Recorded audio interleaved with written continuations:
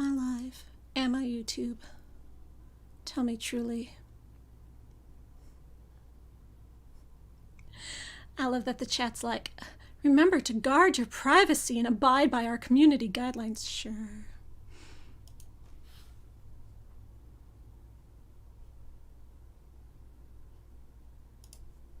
All right. Good evening. Welcome. Thank you for joining me. This is, of course, the Vampire Book Club, otherwise known as the Maven of the Eventide's monthly live stream that we usually have on or around the 13th of the month, because 13 is my lucky number. And did you know that today is Friday the 13th? Yes, the luckiest day of the year, or sometimes thrice. You can get up to like 3 Friday the 13th a year, I think, is the rule. Well, welcome to the book club. Your first time. Thank you for joining us. We always have a drink with the book club. Tonight we are drinking Ghost Vine, which is a red blend with spices added. A mulled red wine, basically. I found it at Trader Joe's, and it was called Ghost Vine. I had to get it, and I love mulled wine. Usually I mull it myself. You take a bottle of red and simmer it with spices and orange zest and cloves and things, and it's yummy. But this is pre-mulled. Delicious. Decent. It's pretty good. Not delicious, but pretty good. For a $8 bottle of Trader Joe's wine. It's pretty good. Oh, thank you, Soren Baggins D, for the £17.99. Thank you. You didn't even ask me anything. Yes, I am here. If you are here, you are probably in the Vampire Book Club. If you are not, thank you for coming and joining, because this is not a stream that's exclusive to the book club. This is a stream for everyone to hear us in the book club talk about vampire books and other vampire things. All vampires are open for discussion. The way the stream works is we talk about the book first. I will tell you about the book and my thoughts and feelings about it, and then you can ask me questions about it or share your thoughts and feelings, and if I happen to catch you in the chat, I will repeat it for everyone to hear. If I miss it, you can try posting it again. Sometimes things go too fast for me to see, so feel free to ask things twice. If I don't answer it after you've asked twice or 3 times, there's probably a reason, so chill. If it's not about the book, I'm probably saving the answer for later. You can ask me about other things after we're done talking about the book. There's always time for that later. Thank you all for coming to my Friday the 13th Vampire the Book Club live stream. Even though our book clubs usually happen on the 13th, I think this is our first Friday the 13th one that we've actually had, so lucky us. This month, for the Vampire Book Club, we read All These Bodies by Kendare Blake, which is a murder mystery, sort of. This month we decided we wanted to read a mystery, so I pulled 3 mysteries off my vampire bookshelves, which you can see behind me. That's about half of my vampire books. And the club voted on which mystery they wanted to read, and this one won the vote. This one wasn't so much like a detective mystery.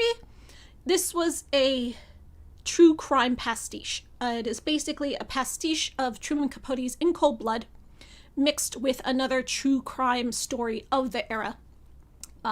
Truman Capote's In Cold Blood was about a guy who murdered people, but this is about a teenage girl who was caught as a suspect for murdering people in the 1950s in the Midwest, when there were all a bunch of murder sprees going on. You know, it was a time for that. So there was a teenage girl murder suspect in that era as well, called Carol Ann Fuente, I think is how you say her last name. So this is inspired by that as well. It kind of pastiches and mixes up the 2 murders, but with a vampire twist. And the real mystery is it really a vampire, or is it a lie? Is she deluded? Is she making it up? Is she trying to fool him? Has she been lied to?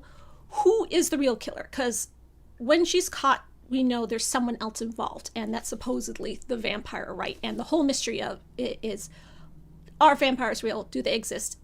Is that actually who did these murders, or was it just a regular serial killer pretending to be a vampire? So the story starts, it's told from the point of view of a 17-year-old boy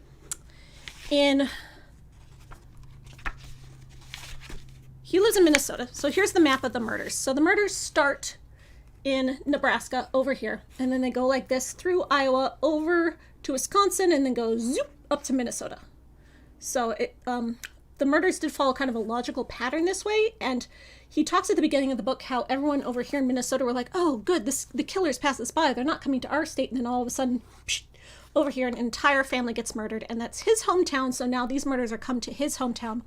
And unlike all the murders where there was nothing found, no suspects, no blood, all these bodies, they're called the bloodless murders because all the bodies have been left out with no blood left in them.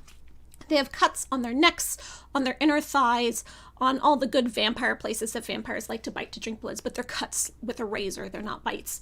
And all the blood is gone, and they can never find where the blood was. They're like, oh, maybe the murderer moved the bodies, but there's some evidence that no, this is where the body died. It couldn't have been moved. It's a big mystery. Nobody knows what's going on. So the bloodless murders come over here to his hometown in Black Deer Falls, Minnesota, which I don't know if that's a real town or if it's made up for the book.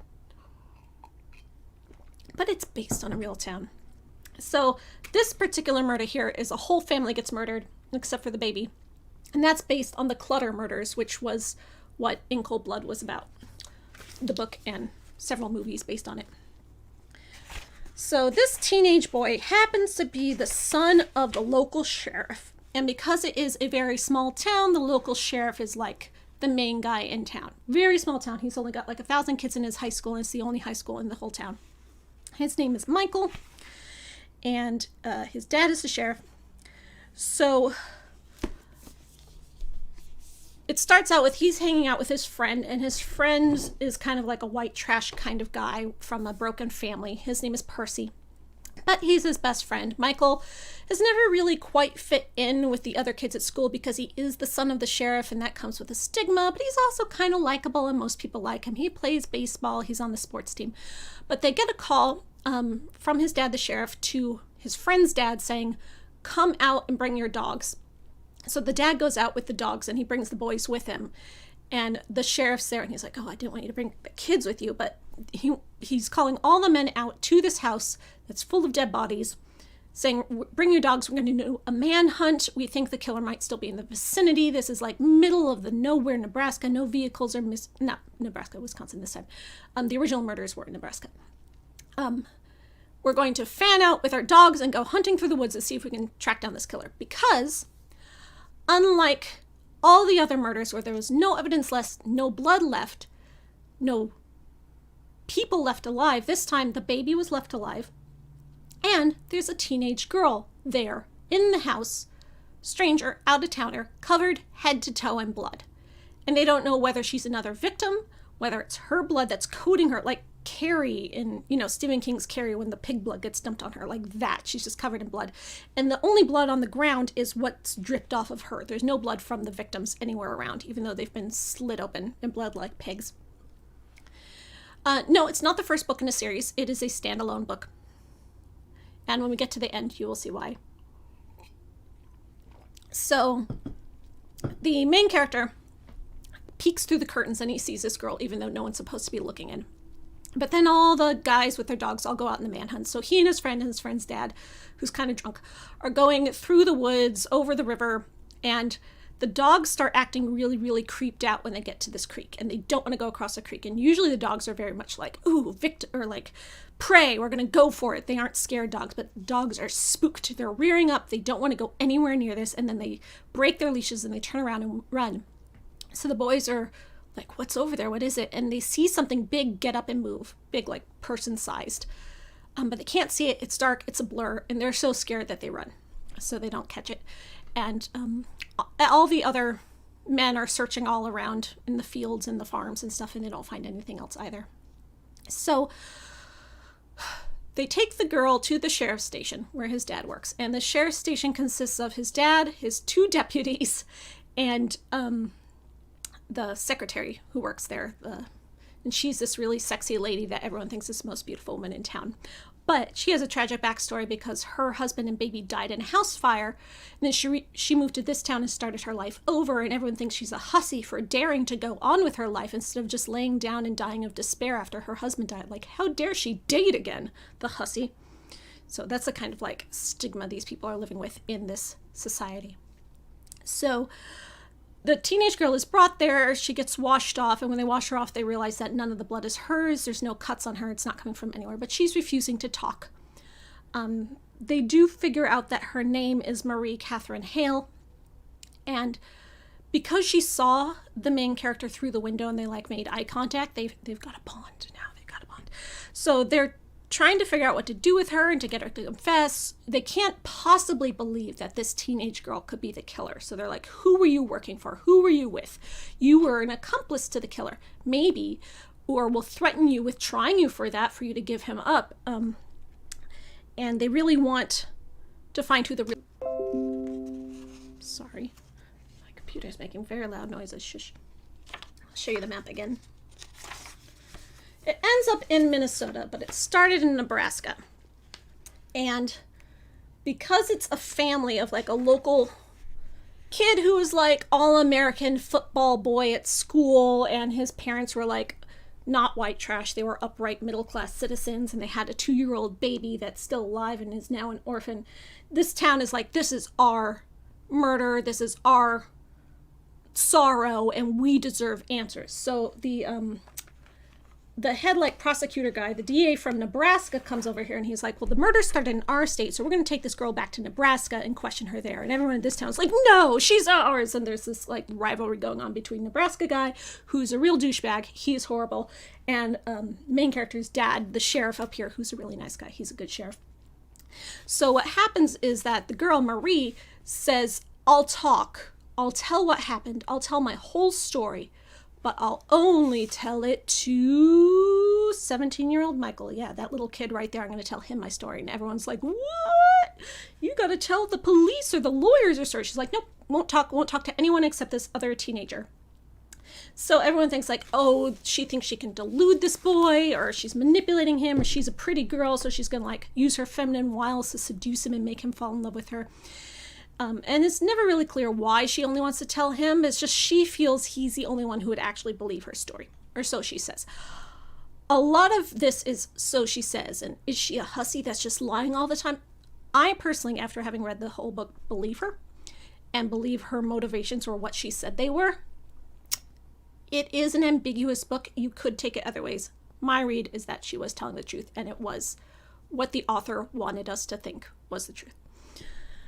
So she only wants to tell Michael her story. So they take her to a hearing in Lincoln and they do this whole thing. And the judge is like, okay, because this is such a personal hometown murder for Black Deer Falls, she can stay there in this tiny little sheriff's station and she can tell Michael her story. So Michael, meanwhile, has wanted to be a journalist for a while now. Like, that's his ambition. He wants to be a journalist when he grows up. He used to want to be a cop like his dad, but now he wants to be a journalist. And he was working for the newspaper, the local tiny newspaper, delivering papers for the guy. So the head of the newspaper there is kind of his mentor. So he sees this as an opportunity to like get a scoop, get a story, but he also feels really conflicted about this. He doesn't want to personally benefit from his friend's murder. Like, he wasn't best friends with Steve, the guy who died, but like he knew him and he was a good guy. Nobody disliked Steve. So he's really conflicted and he is not at all wanting to benefit from it, but he does want the truth, and he's trying to tell himself that the truth is the most important thing. And his motto at the beginning of this is, the truth will set you free. The devil, what is the quote? Something about how like tell the truth, shame the devil. So the truth is like the greatest right. And it comes along later that he understands that the truth can come with a price. Like, there's a point later in the story where the main journalist guy who runs the paper wants to print a story of something that happened, but in doing so, he makes Michael and his family a target. And Michael's like, don't print it. And the journalist is like, but the truth is what's most important. And it's like, how do I choose between the truth and being a good journalist and telling the truth versus not making you a target and shielding you from, you know, the harassment that will come when the story prints? And it's, you know, moral questions and ethical questions that are raised. And the book doesn't give any answers to that, but it raises some really good questions to think about. So Marie starts telling Michael her story, and it starts making him kind of an outcast at school. People think that he's going to help her get off when everybody wants this girl to pay for what she did to their hometown all-American football boy and his like perfect white bread parents. It doesn't start off quite as bad at first, but eventually gets to the point that everyone hates him they think he's taking her side just because he's the one taking her side. And he kind of is taking her side, to be honest, but everyone holds that against him. They just want revenge. So it starts off, he's very cautious, he's very guarded, he doesn't want to make any dumb mistakes with this girl. He's like, yeah, she's pretty, but I don't care, like, that doesn't matter to me right now. We know he has a tragic backstory with a girlfriend who dumped him because she was just using him to make herself look good by dating the wholesome sheriff's son so that she could then be able to date who she really wanted. And his friend Percy, his white trash friend, is like the only one who sticks by him through this whole time. Percy's a really good kid. But Percy's a little jaded because he knows Michael is too good for this town and he thinks Michael's just going to leave him. And Percy's like, I'm not too good for this town. I deserve to be here. And so he sort of has that bit of resentment. And that's one of their character arcs that they work through and they kind of come to a conclusion by the end. And it's very heartwarming. So he starts taking Marie's story down and she's telling him about, his first question is, where did the blood go? All these murders, there's 16 bodies between the total. And all the blood was gone except for the blood that was on you, head to toe. How did it get there? Like, did you pick up the body and dump the blood on you? Put it in a bucket, dump it on you? But she doesn't really tell the story very clearly. And I don't know if this is just because she's kind of scatterbrained and she can't really focus, or she's just emotionally traumatized and this is how her mind works, or she's kind of weaving it out like a storyteller because she wants to string him along and buy herself more time. And there's a reason why she might want to do that later. Or if it's just the author's way of writing an interesting book that draws it out. Could be that. So he's starting taking notes, writing a story, and at the end of one of their first interviews, he asks, well, where did the blood go?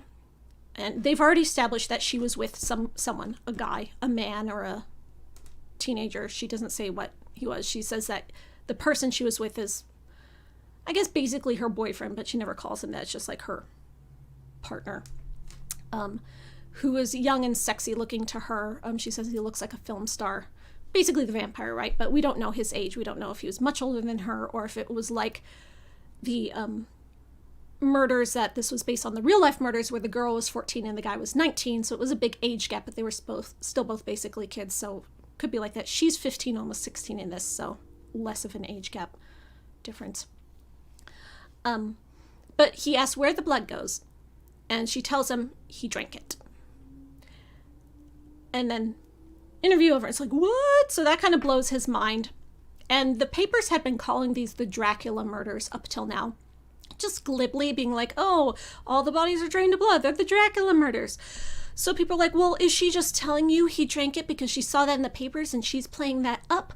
Or did, he really drink it? We don't know. And people are like, well, vampires aren't real. She's just telling a story to spook you, to get on your skin, to buy herself more time.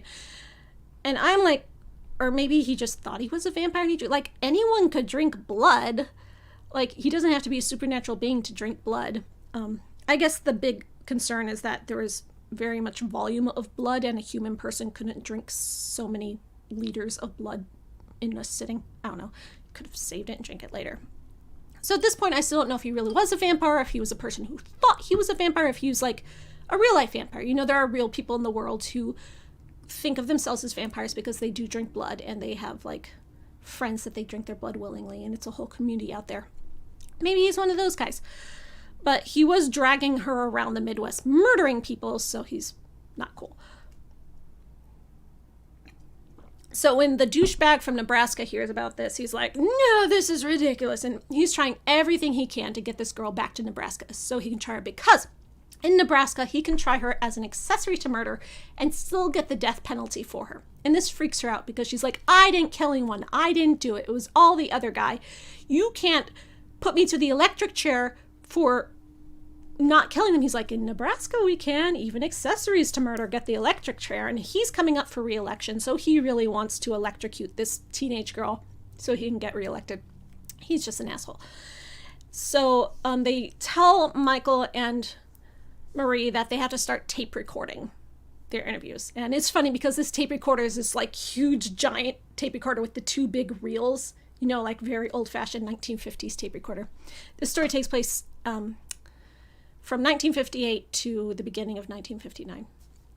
And he's very slowly hearing more and more of her story. She really does draw it out. She got caught in like September, and they go all the way through Christmas until January. Meanwhile, everyone is seeing her as this like innocent girl, and the sexy secretary at the police station takes her under her wing, and she's very sweet to her and motherly to her. And even Michael's mom, the sheriff's wife, is motherly to her.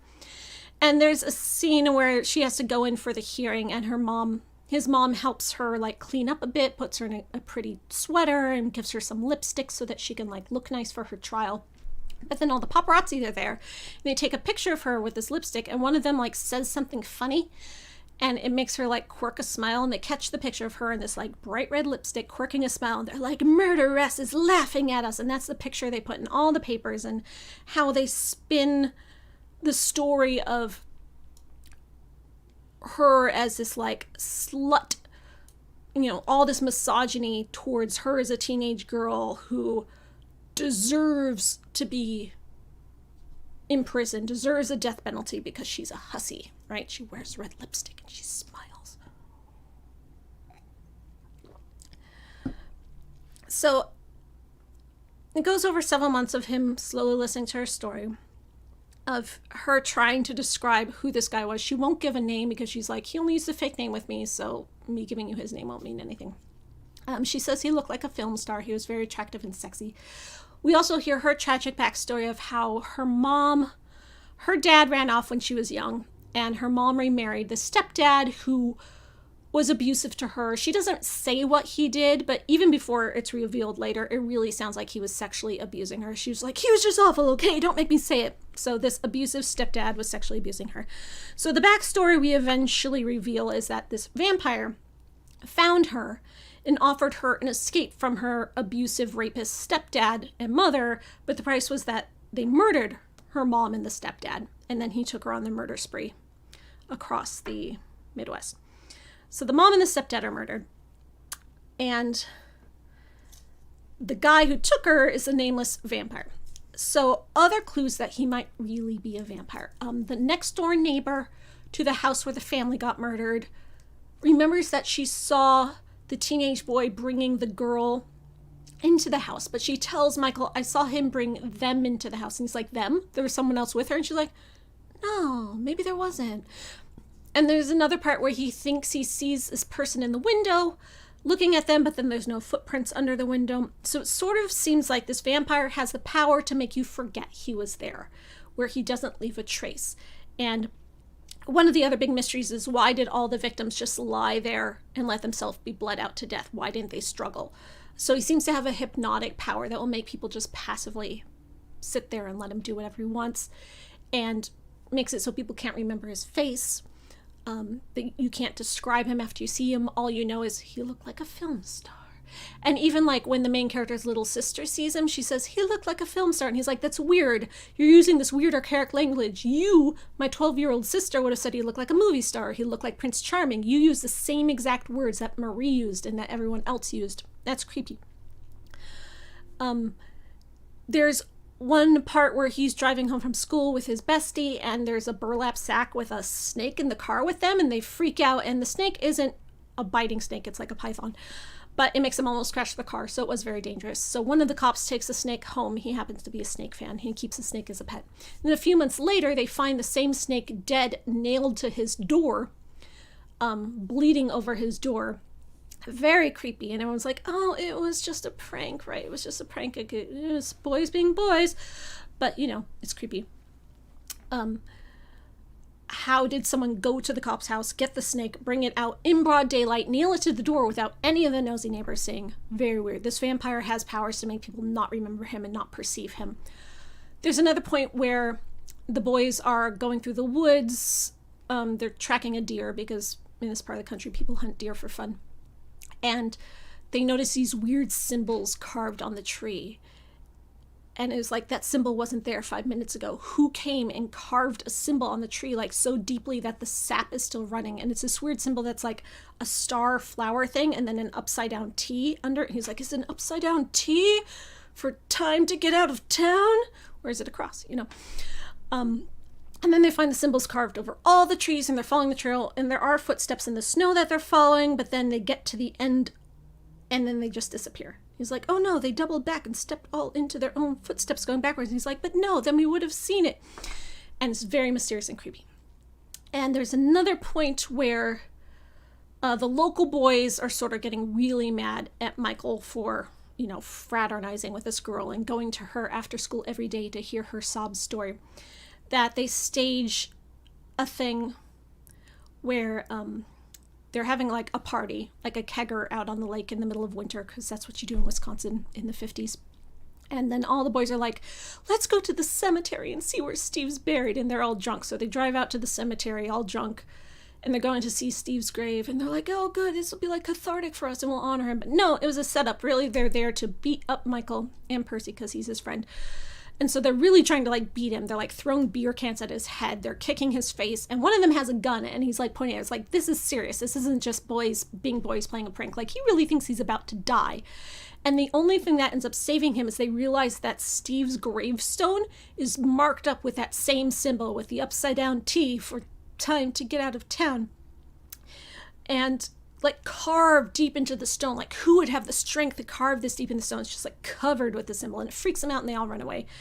And Steve doesn't want to tell anyone about how they were almost about to shoot him, because he's like, no, if I narc, then that'll just make me more unpopular. But there's one night where he's the last one awake. He took out a bunch of library books about vampires and stuff to try to like brush up on the lore of what people thought vampires were. He doesn't believe vampires are real, but he's brushing up on the lore. And he was reading about the New England vampire scare, which was a thing.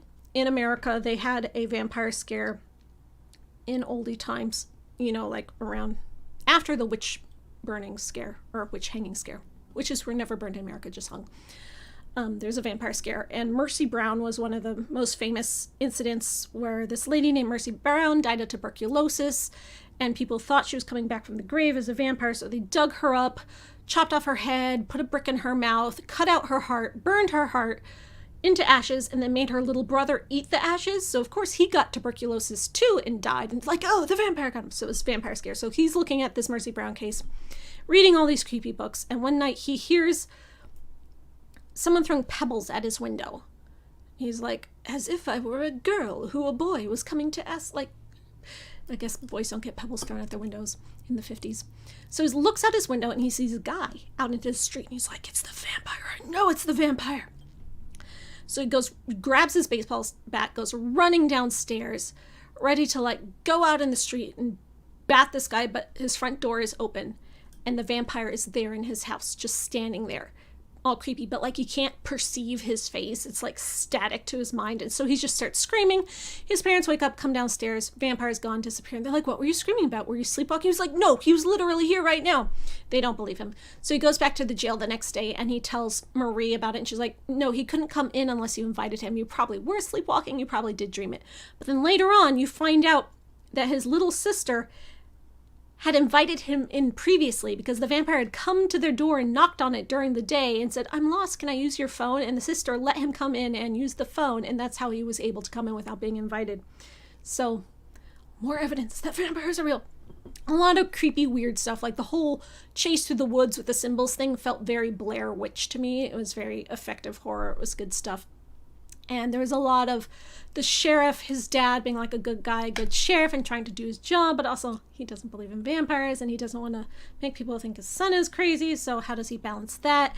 And even though Michael is starting to believe that, yes, Marie really was accessory to this guy's murder, she wasn't coerced to follow him, she just did follow him and she stood by and let him murder, he's still kind of sympathizing with her. I wouldn't say falling for her, but he sees her as a person and he understands her and he like gets how she feels, and also learning about her tragic backstory. He has a lot of sympathy for her, which is very similar to how In True Blood by Truman Capote is written, which is true crime. It's not a novel at all, but as he was interviewing the killer of those murders, there was that sympathetic bond to it. And when that was kind of an unprecedented way to view murderers back in the day.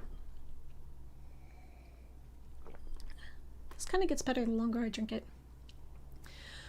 So as it goes on, it's starting to get to the end. She's still got more story to do, but because of his problems at school, he kind of puts it off, and it's just getting stretched out. And then the Nebraska guy comes back, and he's like, we found a new story. We found out about who you are and who your stepfather was, and we found out that you were having sex with your stepfather. You and your stepfather killed your mother together, and then you took your affair on the road and started killing people together. And she's like, what? No, he was my abuser. He raped me. That is not how it went. Me and the vampire killed my mom and my stepfather. I didn't do it, but I was there when he did it. They're both dead. And the Nebraska guy is like, nope, we gotcha. You and your stepfather, you hussy. And he's just like slut shaming her, and she's just like really traumatized by it. So she tells Michael, okay, the only way I can make this stop, because he's using the stepfather angle as a way to bring me in and now prosecute me, because he thinks he solved it, right? Instead of buying her more time to find the real vampire. She tells Michael where the mom and the stepfather are buried.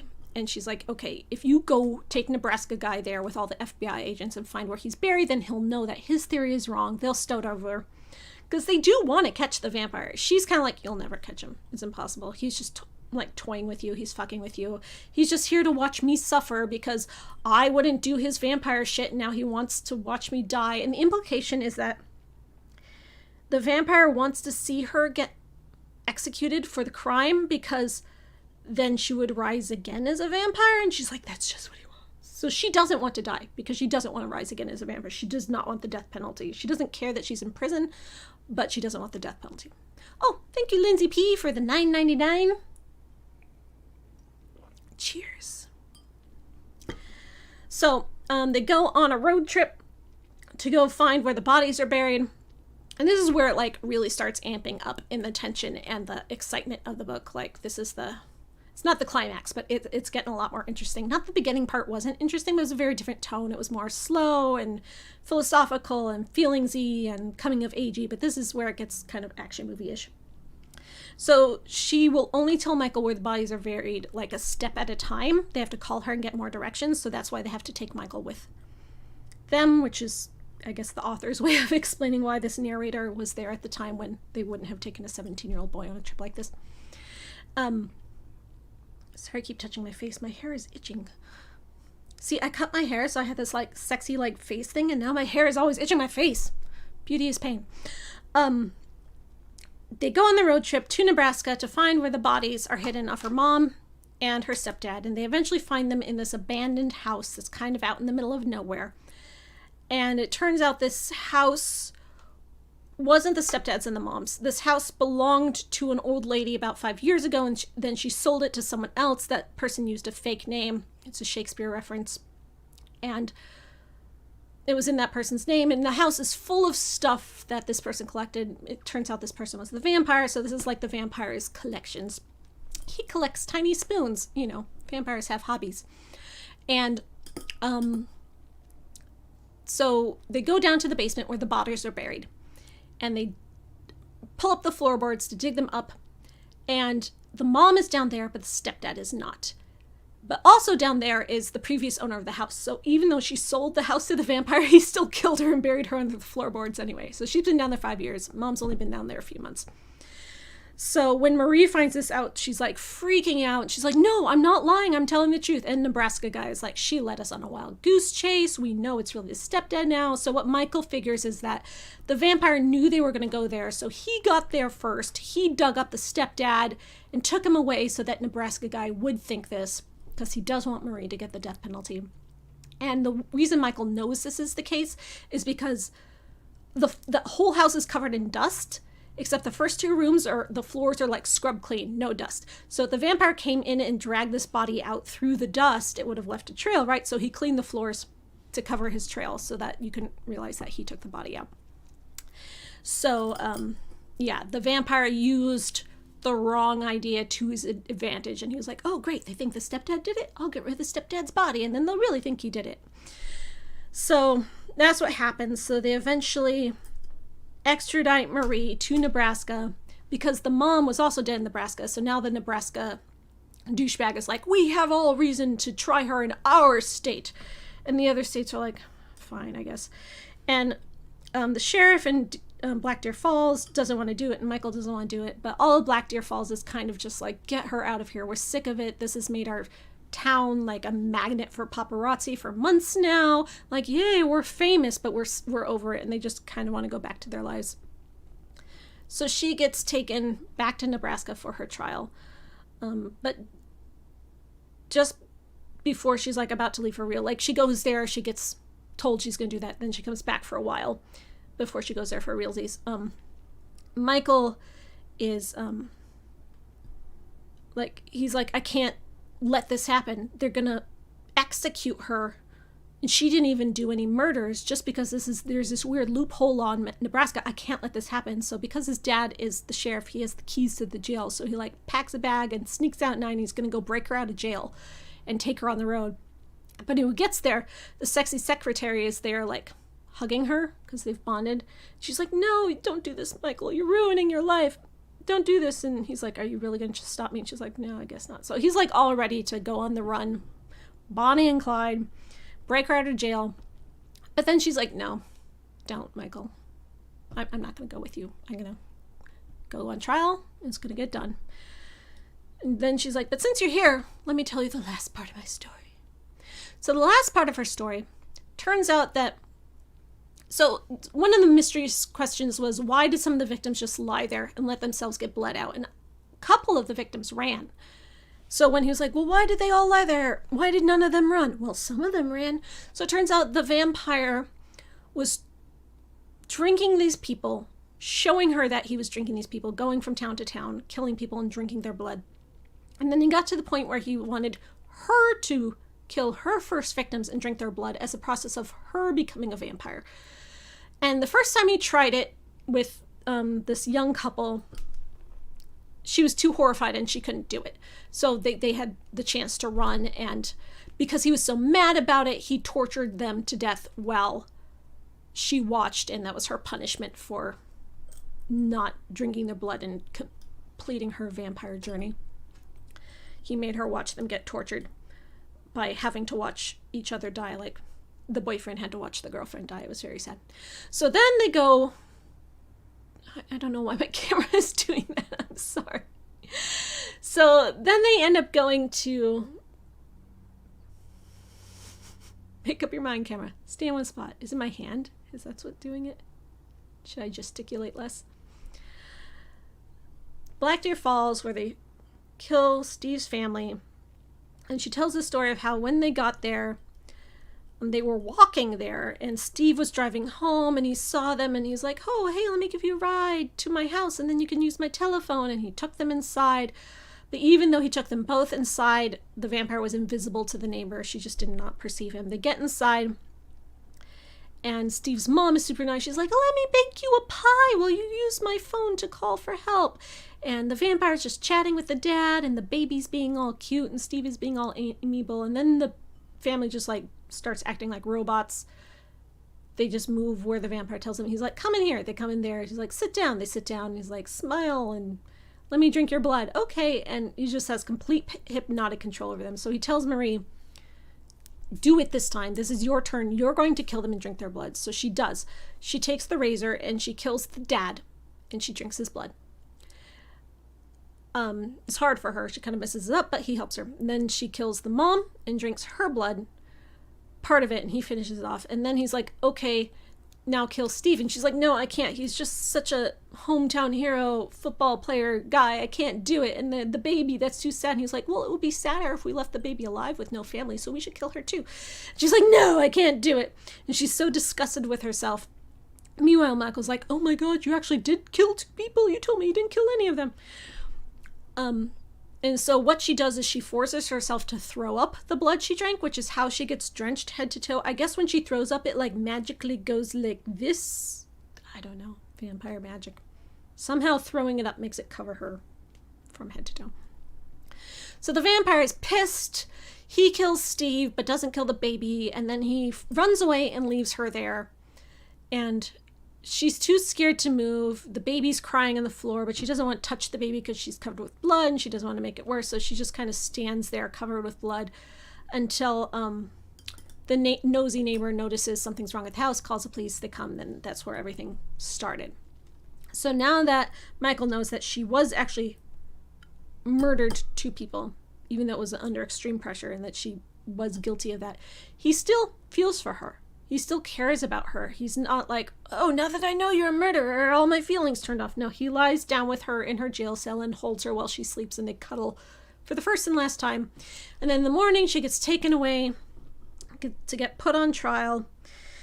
And Michael sits down and writes his whole story. And of course, she gets the death penalty and she gets executed. And he was like, but joke's on them that they didn't get to electrocute her. She chose hanging. I guess you can choose your death at the time. But he finds out that she had written him a letter just before she died, that she's like, I'm scared I'm going to come back as a vampire after I die, so please come dig up my grave and do like Mercy Brown, chop off my head, put a brick in my mouth, burn my heart into ashes. I don't want to be a vampire. I don't want to come back. She does not say this in so many words. The letter is very, very vague, very simple, but because we have the context of the entire book, we can infer this. We know exactly what she's saying in this letter. So all of this is told to us in a letter from him to the editor of the local newspaper, of him saying, here's this book I wrote, the book we've just read. This is my account. This is my story, my journalist story, my first journalism story. They'll maybe get me some scholarships into colleges, of what happened. Take it as you will. Nobody believed me when I told him out loud that the vampire was real and that he did have these powers, and there's things that can't be explained, but I've written them all down for you, as I've just explained. So you explain that now, if vampires aren't real. How do you explain that? I don't have the answers. And by the way, I'm going to go dig up her grave and, set her soul free. If you never hear from me again, it's because the guards at the jail shot me and I'm dead. So he takes his friend Percy out to the penitentiary where the graveyard for the, inmates is. And they go there and they're going to dig her up. And he's like, Percy, you don't have to come. If you get caught here, you could get shot. This could be really dangerous. But Percy, his friend, is just like ride or die from him. He's there with him to the end. This is a really great character. And sorry, there's like a hair in my face. That's really... So he goes with him, they dig up the grave, and the book ends with him just about to open up the coffin. So we as the readers don't get to find out if she was even in there, if she was just a regular corpse and all of it was maybe not true, if she was a vampire, if as a vampire he does cut off her head and destroy her vampire body, or if she maybe convinces him to be her companion, and then he becomes the new accomplice to murders, and she... is the vampire, and now he's the accomplice, and then they go off and fall in vampire love, and he eventually becomes a vampire too. It's left completely unanswered. We don't get to find out what decisions he made or how it went. Because, in a true crime novel like In Cold Blood, you don't know how things would go there. A lot of people were frustrated by this ending, that they thought it was rushed, or that they didn't get the answers, or that they didn't know what was going on, but I thought it was all pretty laid out there. Like, I could infer anything that people seem to have questions about. The only thing we don't know is if she rose as a vampire. I, reading this book, believe the vampire was real. I believe she was telling the truth. I believe that what he saw of this whole do not perceive my face guy was a real vampire. What I don't know is whether she became a vampire or not. Was drinking that blood and then throwing it up enough to make her become a vampire when she died? Or did she ruin it because she threw the blood up and now she's just a regular corpse? I don't know the answer to that. But if you have questions about the ending because there's something you didn't understand, please ask in the chat and then I can explain to you. There were some questions in the book club Discord, which if you want to join the book club, join the Discord server. Link is in the description. And you don't have to read the book to join the Discord server, but you can join it and see what we're talking about. Pull it up now because there were some questions. I was like, oh, I know the answer to that. I can explain it. Bye, Asmon. Thanks for joining us.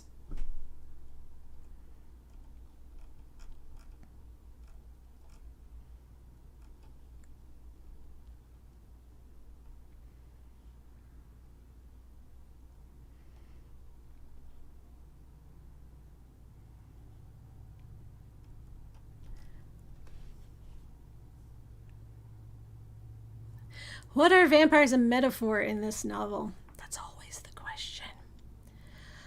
It was all about what truth means and whether truth is more important than kindness or taking care of others or helping people who might need help. And it's all about the ambiguity of what makes a person worthy to be considered a person. You know, is a murderer, a vampire, still a person? Do they deserve sympathy? Are they human in our eyes? Those questions that when you see, like when someone in your local town gets murdered, you, of course, you want vengeance. You want to punish the person who did it. They are a monster to your eyes. But when you sit down with that monster and talk to them face to face and learn their traumas and their horrors, can you still see them that way?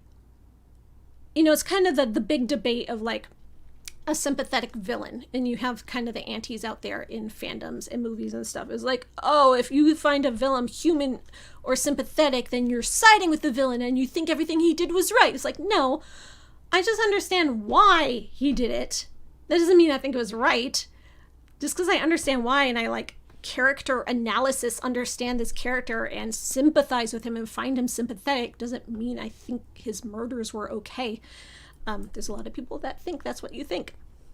Very reduction. Sorry, I'm trying to find this question that was in the Discord that I know how to answer.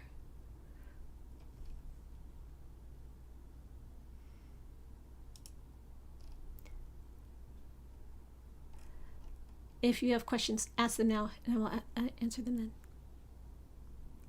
Oh, thank you, JRL Studios, for the $4.99. What makes a monster and what makes a man? Yes, exactly. But, you know, unlike Hunchback of Notre Dame, where it's just like the person who looks ugly isn't the monster, it was the person who was pretending to be good who is the monster. Frollo isn't very sympathetic, unlike Marie in the story. Like, I wouldn't say the vampire is sympathetic in this, but she, as the representation of the vampire, was, because we never meet the vampire, we never know him. But yeah, if she's going to become the new vampire, then she is.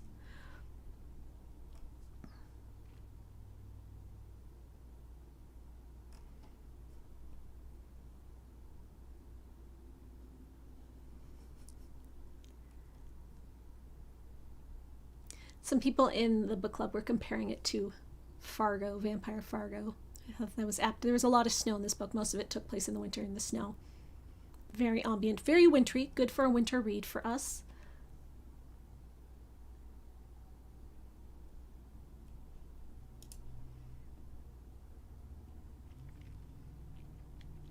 Oh yeah, one of the questions in the book club was, where's her stepdad? Who's the woman they found in the floorboards with her mom? Is she a vampire now, or is she just a crazy person who killed a bunch of people? So her stepdad's body was taken by the vampire as a way to frame the stepdad for the murders, even though he was already dead. The woman they found in the basement with the mom was the previous owner of the house. So I guess the story there is she didn't really sell the vampire the house. He kind of coerced her into selling it to him. Sorry, my spider fell off. Stay. And then buried her under the floor. Maybe drank her blood, maybe not. Maybe he just killed her to get the house. And is she a vampire now, or... I don't think she was a crazy person. I think she may or may not be a vampire depending on whether her process worked, whether throwing up the blood ruined it or not, but she was not a crazy person. The vampire was real. She was telling the truth. Says I. I don't know what is with my camera. It has a mind of its own. It likes to follow me where I'm going.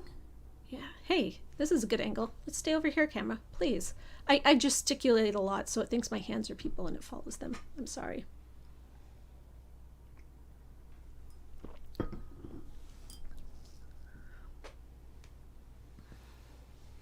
Yeah. The stepdad did die. What Marie said was that she had begged the vampire not to drink the blood of the stepdad, and she wanted Michael to check the stepdad and see if he still had his blood when he found them. Of course, he didn't find him. So what the vampire had done was he'd come and remove the stepdad's body in order to frame the stepdad for his murders, because the Nebraska douchebag was already thinking that, and it fit their narrative, so the vampire worked with that. I didn't give my camera a name. Should I? What should I name my camera? So the character arc with the douchebag Nebraska guy is he's sort of at the end, after he gets what he wants, he gets a death penalty for this girl, he kind of softens up and is just like, you know, I do feel bad about this, and I feel bad for you, Michael, having gone through this. You're just a kid, and yeah, I got what I wanted, and it helps me with my re-election, but turns out he's human too, and he does have a soft side, and even Michael, who hates this guy's guts and wants him to burn in hell for putting him through so much ridicule and humiliation and bad times, sees the soft side in him as well.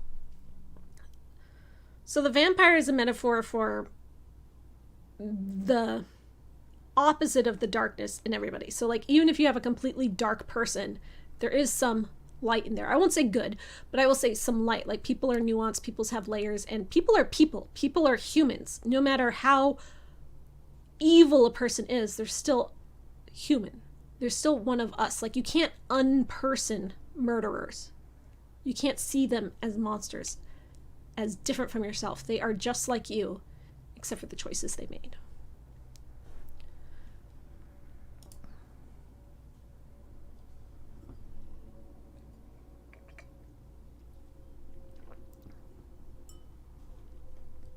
I got ghosts. I could have ghosts. My camera could be haunted. If my camera is haunted, what should its name be? Trixie. Oh, that's cute. I like that. Thing is also cute. Oh, Cameron. Ha, cute. I like this book. Of the books we've read for book club, I'd put this in the top 10, I think. It's a good one. I've never read any of this author's other books, but I've heard great things about her. She did a little Q&A video about this book, which was linked in the Discord. It's only 2.5 minutes long, but it's like, here are 3 mysteries about this book. It came out before the book was published, so if you've read the book, you already know the answers to these mysteries. But you can watch it and you can get to know her as a person and see the mind behind this book and what kind of person would have written a book like that, and that's really cool. I love seeing authors as people. It was a good one. And I've never really been into true crime, but I know it's a popular thing that a lot of people are into. So if that's your cup of tea, you will like this book. This is very much true crime, but with a vampire twist. And the vampire twist is such that maybe it's not a vampire, and it could all be explained, and it could be true crime. So it definitely treads that line in a very expert way. Yeah, it has good cover art too. You are correct.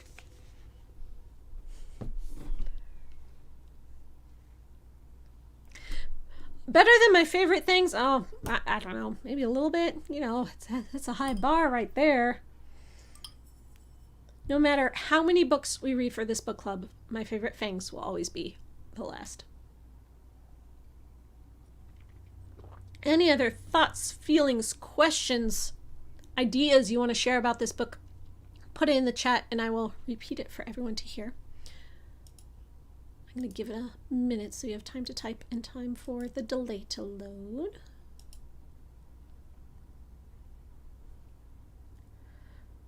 There goes my camera again.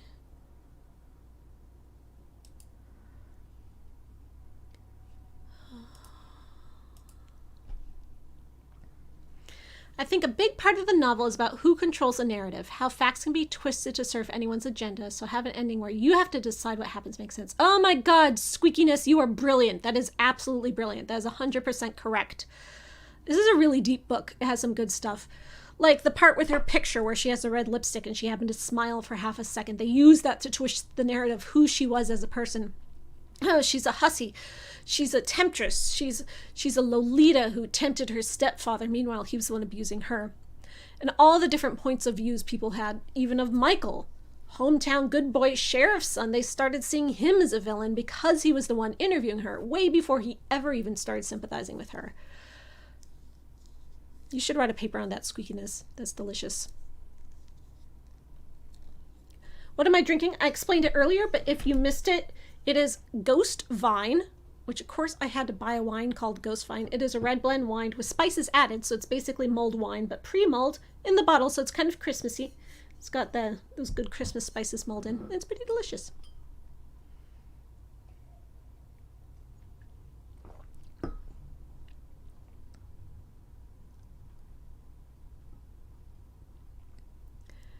You read the audiobook and you enjoyed the narrator even though she was doing the voices for the girls. So she did different voices for boys and girls? Is that what you're saying? I mean, usually narrators will just kind of like put on like a little heavier tone for men and a lighter tone for girls or something like that, but I didn't listen. The audiobook is only 7 hours long. It's a quick, zippy listen.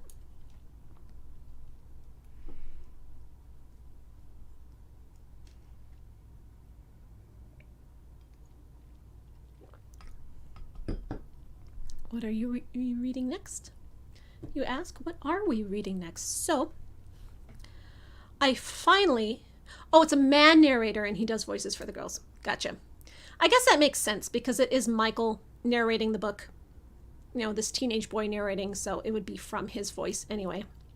But I've heard men narrators that do good girl voices. Like you suspend your disbelief and you get sucked in. You're like, oh yeah, that's a woman talking. If he didn't succeed in that as well, that's disappointing. But I read it in hardcover. I read it. I gave myself time to read it. Usually I'll cram the book for book club the day before so it's fresh in my head so I can talk to you about it. But this time I gave myself like 4 days to read it. I finished it yesterday and it was a nice read.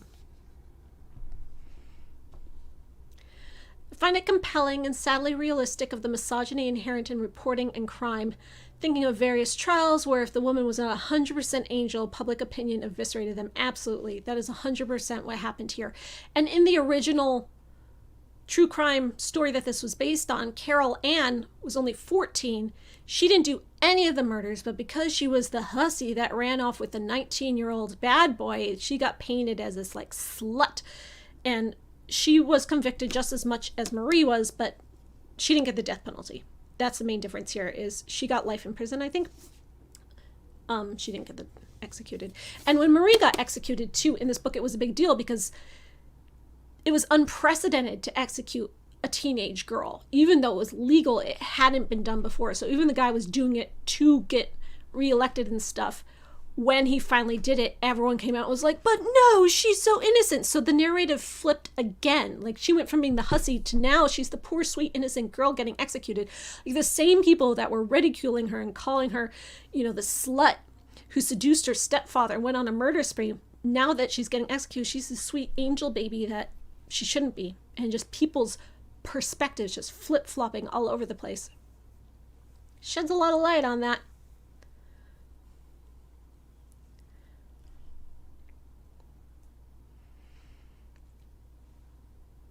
This book is amazing, and I love just how dark it is. The story is 1930s noir-esque filled, and it's great. You are exactly right, Tay Jesper. That's 100% true.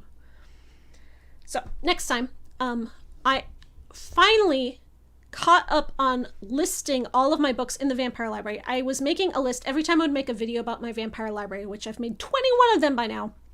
Never expected that. I was making a list of every vampire book or movie. Sometimes I talk about things in those videos that aren't vampire, so I wasn't including the non-vampire things.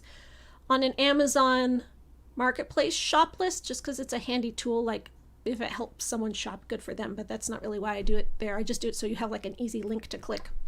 So you can read the summary, see the stats, everything, and then you can go buy it somewhere else, wherever you like to buy books. But I did not know that Amazon storefront shop lists have a maximum of 400. So when my list got to 400, I couldn't add anymore. And this was maybe a year ago. So I stopped updating my list. So that was up to my 14th video. So from 14 to 21, I hadn't listed anything. So I finally caught up and listed every vampire and other. I started including all the other spooky books that are not vampire things in these lists. I made a list for everything from 14 to 20. And then I made another list just for the 21st video because that had almost 100 items in it alone. So those lists are all in the description of this video. If you click on them, you can see every book that I own. And the point of the Vampire Book Club is to get me to read all these books I own because people send me all these wonderful books and I want to read them. If you would like to read a book for book club that I do not own, the doesn't help me read the books I own. If you want me to own it, you can make me own it. That is always an option. Send it to my P.O. box. People do that all the time. Find it used or whatever. But the point of the book club is to read the books I already own, because that's what I need to do. So look on those lists, see what I have that we haven't read yet for book club, and let me know what you want to read next, or what type of book you want to read next, and then we can put those in for future rotations. So the type of book that people in the club mentioned they wanted to read next was urban fantasy, which we've read before, but it's been a while. Urban fantasy is a genre that became popular in the 90s, but really blew up in the 2000s. It's an adult genre. It has nothing to do with Twilight. Twilight kind of came along halfway through urban fantasy's boom and sort of like made all the urban fantasy fans mad.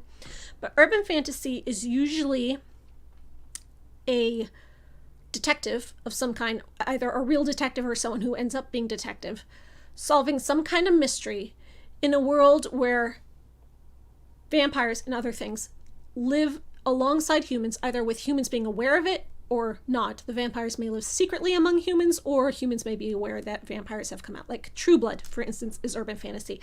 So you have this urban, modern, contemporary setting. It doesn't have to be in an urban area like a city, like True Blood is in rural Louisiana. That's fine too.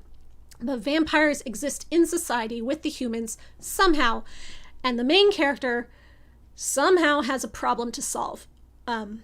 It's not always the formula, but it usually is. So sometimes they're murder mysteries like the True Blood books, the Sookie Stackhouse mysteries. Sometimes they're not. The Jim Butcher books are another famous example. Anita Blake is another famous example. She's like a necromancer who's a detective. And usually the vampire isn't the main character. Usually the main character gets mixed up with vampires in some way.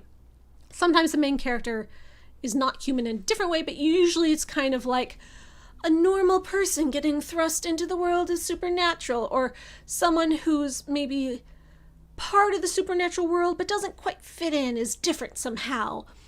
And then, someone kidnaps their brother and they have to solve the crime. So I picked 3 urban fantasy books off my shelves. I have many urban fantasy books on my shelves. I picked these 3 because these 3 are very popular. I get asked about them a lot. Patricia Briggs' Mooncalled, which is the first in the Mercy Thompson series, which is a werewolf series, but it does have vampires in it. So someone sent to me, people ask me about reviewing the series all the time. I haven't read any of it because it's a werewolf series. But because vampires do feature heavily, it's in my bubble of awareness, and someone sent me the first book, so I put it up to vote. I believe the main character is a werewolf, but vampires are also there. And I am told that the vampires feature much more prominently in later books in the series. Most urban fantasy, by the way, is a series. They're usually long-running series. Sometimes just trilogies, but usually there's like 18 books in the series, or like 24 books in the series. Second one is Written in Red by Anne Bishop, another very popular book. These are all from the mid-2000s, like 2003, 2006, 2013. But the one that won is Halfway to the Grave by Janine Frost. It's a Night Huntress novel. And this was actually the second time I put this book up for vote. And this time it won the vote by kind of a landslide, which surprised me. I thought one of the others would win. But nope, this is what we're reading. And I will tell you about it in a second. But first, JLL Studios sent me another $4.99. Thank you. And it has a thought. If you and Paul have a game night, there's a game called Horrified Universal Monsters where you fight classic monsters on the Universal lot. Oh, that does sound very fun. I'm adding that to my list. Thank you. I've never even heard of that before. I answered 2 of your questions before you even asked them. My powers are growing.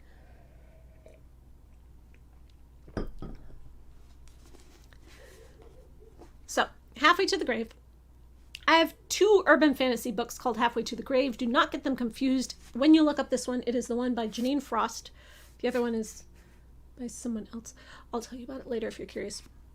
This is the first in the Night Huntress series. Night Huntress.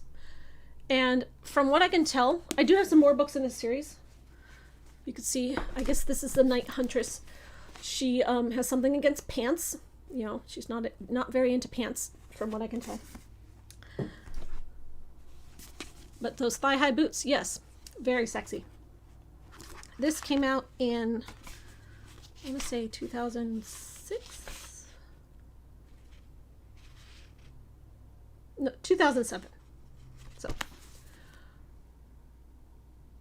after Twilight, but before Twilight got big, so it wasn't doing any of the riding on Twilight's coattails thing. It was riding on probably Dresden Files coattails, honestly. As many things were. Flirting with the grave. Half-vampire Catherine Caulfield is going after the undead with a vengeance, hoping that one of these deadbeats is her father, the one responsible for ruining her mother's life.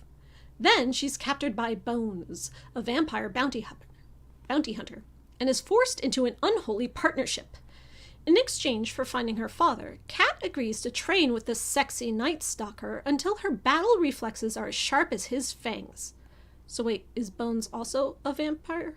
It says he's a vampire bounty hunter. I thought it meant he was bounty hunting vampires, but I think it means that he's a vampire who is a bounty hunter. Got it. She's amazed she doesn't end up as his dinner. Are there actually good vampires? I don't know, bitch, you are one. Aren't you a good vampire? She's a half vampire. Pretty soon, Bones will have her convinced that being half dead doesn't have to be all bad. But before she can enjoy her newfound status as kick-ass demon hunter, Kat and Bones are pursued by a group of killers. Now Kat will have to choose a side, and Bones is turning out to be as tempting as any man with a heartbeat. A fast-paced, sexy thrill, says USA Today. Kat will have you staked in 5 seconds flat. I don't know if that's a good thing. So, she's a self-loathing vampire. That is also a very common trope. A half-vampire who hates other vampires and wants to kill the bastard that made her a half-vampire. She's got daddy issues. But she meets a vampire who's actually sexy, and oh no, he might be kind of nice. So the mystery here is there's a group of killers pursuing them. So I don't know if they're trying to solve a mystery of those killers. It sounds like it's mostly a training montage novel, which is kind of cool. Kind of reminds me of like the Disney movie Hercules for some reason, which was a pastiche of like Rocky already. A training montage novel with the sexy vampire hunter, sort of like the Buffy the Vampire Slayer movie, but if it was romantic instead of like father-daughtery. What if Bones turns out to be her dad? That would be a weird twist. No, I'm sure this author wouldn't do that. It was featured on avonromance.com, so I think it actually is a romance novel. A lot of times urban fantasies are romances, but not always. Like the Southern Vampire Mysteries start out as a romance and usually have some kind of romance theme to them, but there are others like, what am I thinking of? I lost it. That's how my ADHD works. I have a thought. If I wait too long, 2 seconds, I lose it. Thank you, JRL Studios, for the $1.99. Only bad vampires are ugly. Yes, Glinda would say that.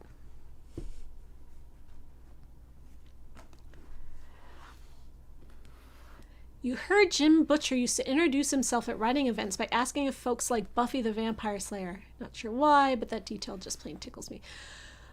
Well, it depends if he was doing it in a positive or negative way, because remember when John Carpenter made his vampire movies, he's like, my vampires are awesome. They would just destroy Buffy if she was here. Ugh, Buffy's like so weak and girly, but my vampires are awesome. It's like, no, Buffy was badass. She would kill your vampires. That's what she does.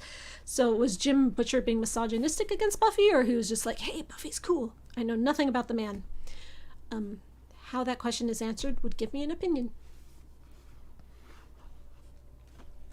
Jamie Lee Curtis and True Lies on the cover. Yes, I get that vibe a lot. I love that movie. When I was a kid, that was one of my favorite movies. That's how my father raised me.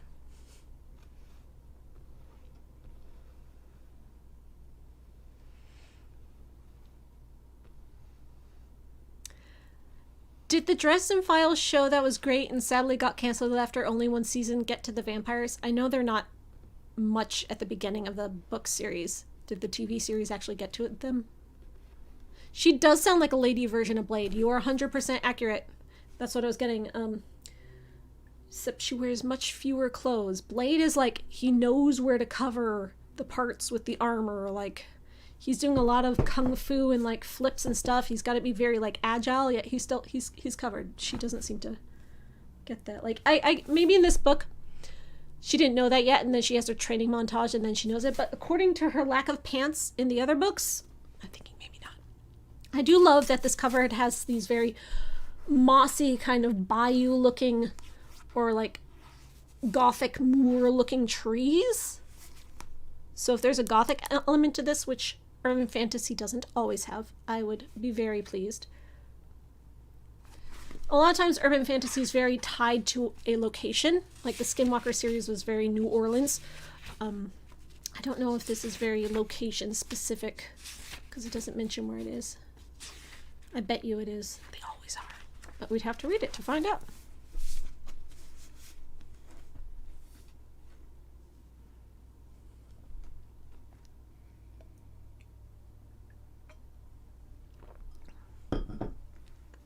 I bet Jim Butcher doesn't hate Buffy. But I do also have a problem being weirdly optimistic and thinking the best of people.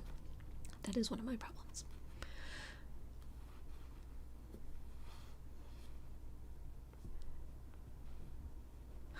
Isn't the point to let them bite you? Well, I mean, that would be my point. But you know, if you're fighting vampires, you probably don't want to get bitten. I'm sorry, I lost my spider again. You see my cool spider? I got it at the Renaissance Festival. It's actually not mine. I have one. You've seen me wear it in my videos before. This one I bought for my fledgling spawn, Persephone. She chose it herself. She chose the one that had a rose bead body. But it's just like made of beads. It's a hook. You can wear it as a brooch, pin it, use it as a Christmas ornament. And I borrowed it for tonight. She doesn't know. She's asleep.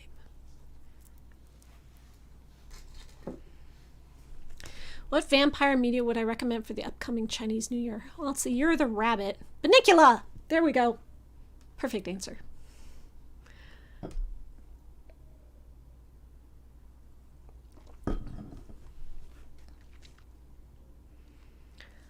You're talking about CW vampire shows. Last year I did start watching The Vampire Diaries. I didn't make it all the way through the first season, but I was enjoying what I watched. Like, I don't care if something is like soap opera-y. I like opera. I studied opera in school. Like, I don't mind. It doesn't have to be highbrow for me to like it. I just don't like when TV shows have plot holes or contradict their own logic or, you know, or misogynistic or anti-feminist in some way. Which was my main complaint about Vampire Diaries. From the little bit I did see, a lot of girls getting killed off just as they were starting to get what they wanted. That really sucked.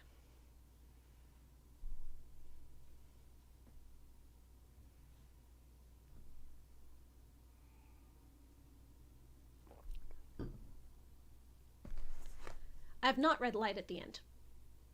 That is not one I am familiar with.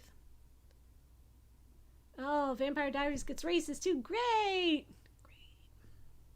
But as far as like the writing went and the acting went, I didn't think it was bad. Like, CW has a bad rap, I think, by people who think they should be better than it. Like, I have watched things with bad writing, plot holes, contradicting its own logic. Like the new Interview with the Vampire show. I didn't care that it was different than the books, but it contradicted its own vampire rules and it made no sense. I can't look past that. So, if you want to read Halfway to the Grave with us, please do. If you don't, that is okay. We will tell you all about it. You can just follow along for the ride. You can join the Discord server and lurk and watch what we're talking about the books we're reading. If you want to be in the book club part of the Discord server, you do have to click the book club icon. It's in the rules channel. It is a private channel, but anyone can join. And we will talk about this next month around the 13th. If the 13th happens to fall on a weekend or a holiday or something, I will usually push it to the next weekday because nobody watches live streams on weekends and holidays. Did you notice that? You can also join the Maven of the Eventide Discord server just to hang out with us, chat. We talk about vampires all day, other gothic spooky things, anything tangentially related to my interests, which you can guess by looking at my shelves behind me. It's all there. It's a themed Discord server, so please don't come in there and start talking about, like, Chronicles of Narnia or something. We talk about spooky things on that Discord server.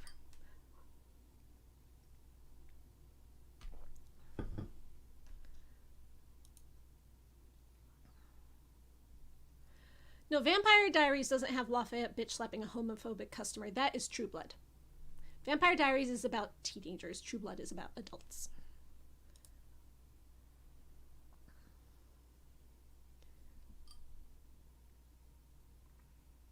Found my channel not too long ago. I think you were reviewing the Anne Rice show. I really enjoy your content. Thank you, Sandy W. I was reviewing the Anne Rice show. I reviewed every single episode. And by review, I mean I compared it to the books, because people kept asking me, hey, was that in the books? Oh, is that like the books? I'm like, I can tell you those questions. But for some reason, even though the entire premise of those videos was to see how it compared to the books, not that that's good or bad, no judgment, not saying the books are better or more appropriate or whatever, like TV is its own thing. But so many people got mad at me, like, well, it's not the books. You can't keep expecting it to be like the books. I'm like, I'm not. The point of these videos is to talk about how it's not like the books. And I repeated that at the beginning of every video, and so many people got mad at me. It's hard being on the internet. People get mad at you all the time.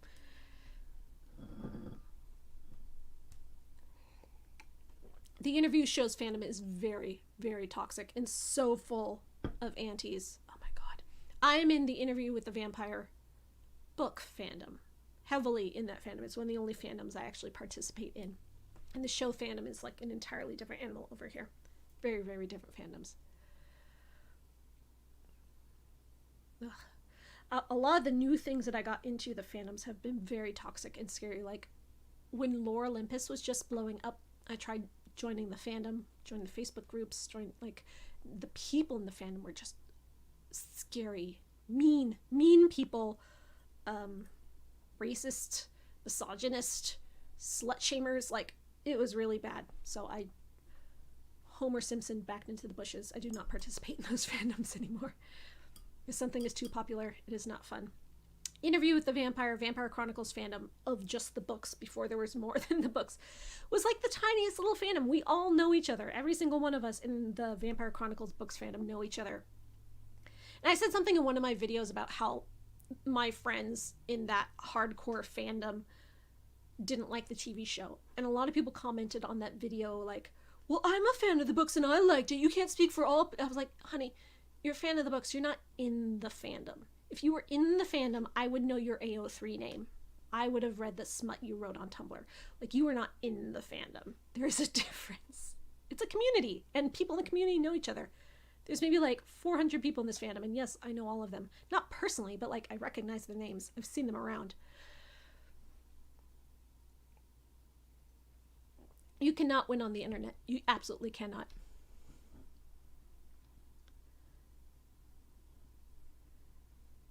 Yes, the ban hammer is very fun. I've banned a lot of people. Well, the ban hammer on YouTube is an interesting beast because you're not actually banning people or deleting them. You are making them invisible. So their comments stay. They can still comment, they can still react, they can still do things, but nobody can see what they're writing except themselves. So they don't realize they're blocked because they still see their own comments show up, but no one else does. So it's protecting the rest of your audience from their hate speech or whatever without alerting them that you've shut them down, so therefore they don't get mad about it and try to come at you another way. The only way someone could understand that they were banned that way is if they logged on a different account and went back and looked and saw their comment wasn't showing up, which does happen, but it's rare. LO is Lore Olympus. It is a webcomic and it is amazing, and I love it so much, and I've talked about it multiple times in my book club videos. It's a Hades and Persephone webcomic, and it's not very gothic at all, but I still count it because it is about death and the maiden. Even though it doesn't have any kind of like spooky gothic ambience, it's still death related.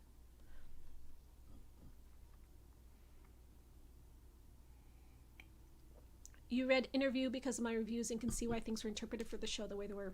I did not mind the way the show interpreted things. What I minded was when they changed something to be good for TV, which makes sense, and then later on contradicted that very thing they changed. Because they were trying to do something from the books. And I'm like, if you change the books to make it better for TV, fine. But then you can't go back to the books later and have it contradict what you changed for TV. Like, that's just bad writing. And I was very frustrated by that. You do need to draw more Roman Daddy. Yes, please. I think the chat is all a couple moments behind. There's always a delay. I really enjoyed the interview with the vampire show up until halfway through episode 5. And then the ending of episode 5, I was like, okay, this is really good TV because it got a big reaction out of me, but this is not what Anne Rice intended at all. Like, she would be horrified by this. I'm horrified by this as a fan of her as a person. And then episode 6 was just, and 7 is, 6 is the worst one for being part of the show in a cohesive way. But the first 4 episodes, especially episode 3, I loved. I watched that like 16 times. I love that episode. And people think I hate this show just because I'm critical of it, because apparently they only have 2 brain cells. I am a fan of Wuthering Heights. Yeah, I never really liked the second part much either. And the funny thing about Wuthering Heights is when it's adapted into movies or Broadway shows, there are more than one, it always focuses on the first half, and then the second half is usually like 2 minutes at the end. It's good.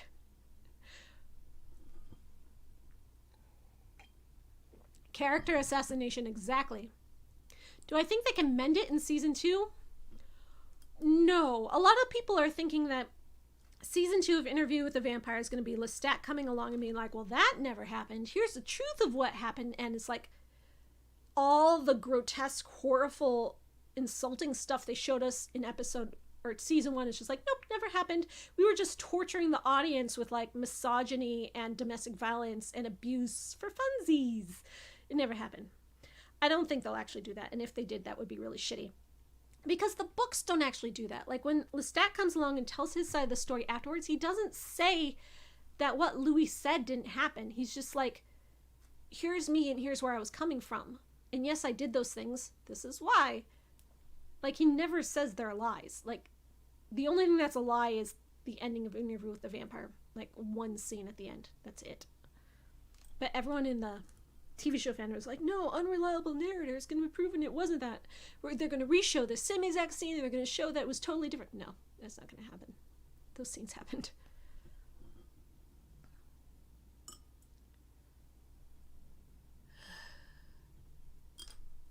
We were talking about the Interview with the Vampire TV show. We got off topic, but you know what? We always do. As long as we're talking about vampires, it's okay. I am still live. What time is it? It's not that late. Usually I go till 10.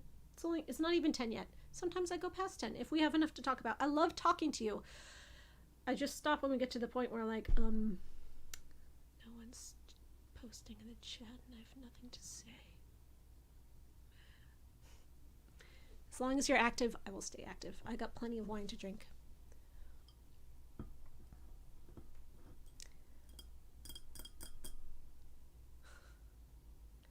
Nearly 3 a.m. in the UK. Well, thank you for joining us. You're awesome. We are reading Halfway to the Grave next. It is a urban fantasy romance about a half vampire very reluctantly falling in love with a vampire, kind of an enemies to lovers kind of story. My favorite spooky read of 2022. Okay, let me pull up my Goodreads because I don't have them all in my brain right now. I did not read very many books in 2022 that weren't part of book club.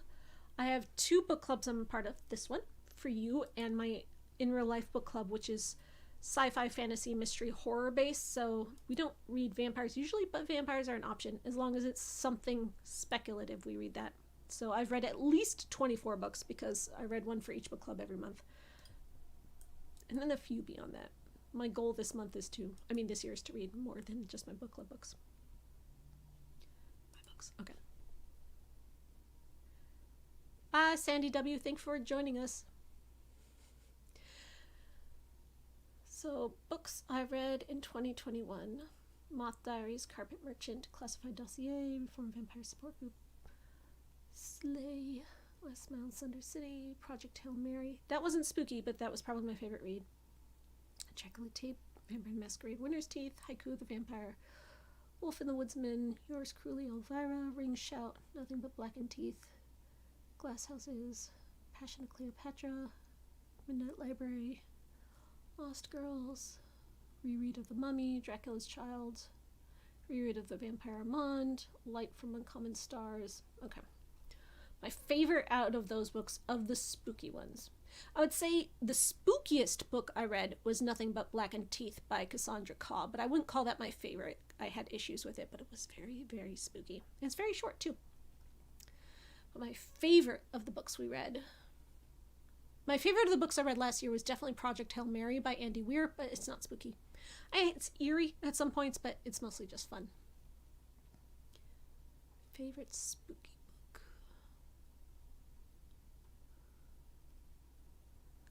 I really like The Carpet Merchant of Constantinia, but I wouldn't call it spooky. Like, even though it's a vampire book, it wasn't very spooky. It was sweet and wholesome.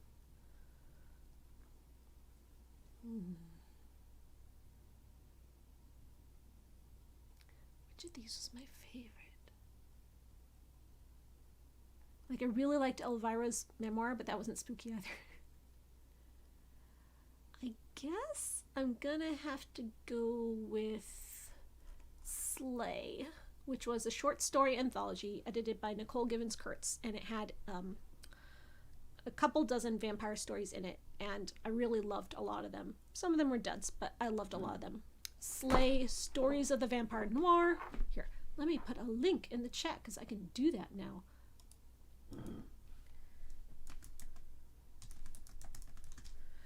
And then you can see it. And some of the stories were definitely spooky. Not all, but some. That's the nice thing about anthologies, is you have variety.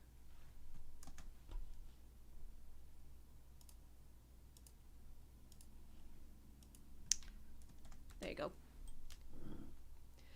Yours Truly, Elvira, was great. I don't know if I would call it spooky, though. Do I think Daniel will be made a vampire in the second season of Interview with the Vampire? Maybe. Especially if they have a moment where, like, he's suddenly dying and, like, his Parkinson's is kicking in and he's, like, on death's door. I feel like they could go that route. He doesn't want to be a vampire, though, so it would be kind of dub-conny if he is turned into a vampire. Because Louis offered it to him again in season 1. He's like, nope, would not do it. Do not want to see my kids get divorced. I want to die happy.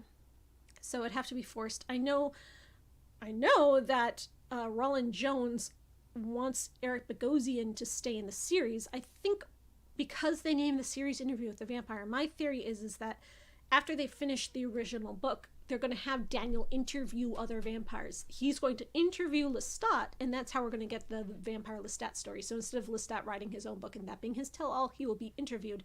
So every season will be an interview with a vampire by Daniel, human Daniel, until we get through whatever properties they intend to produce. That's my guess.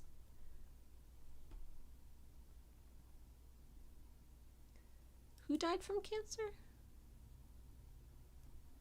Anne Rice. No, Anne Rice died from, she had a stroke. And then she kind of never really recovered from her stroke. Her husband died from cancer.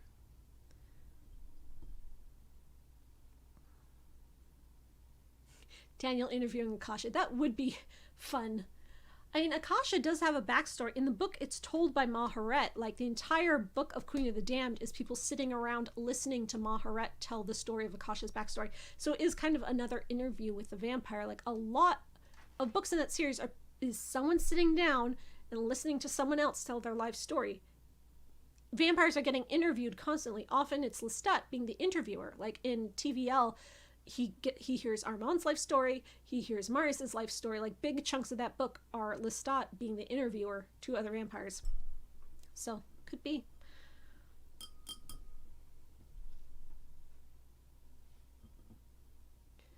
Has anyone watched an anime called Mrs. Vampire Who Moved Into My Neighborhood? No! I'm gonna look that up.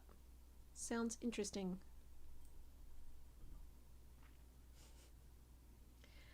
Akasha doesn't have time for interviews. She doesn't long to be understood like the other vampires. She's like, nope, I have an agenda. World domination time. That's what we're doing.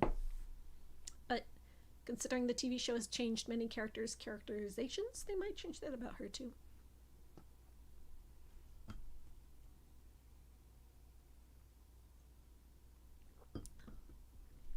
Yes, make a leg slit in the skirt you are making, JRL Studios. Everyone loves a leg slit. Do I know what I have on deck for vampire reviews? I do.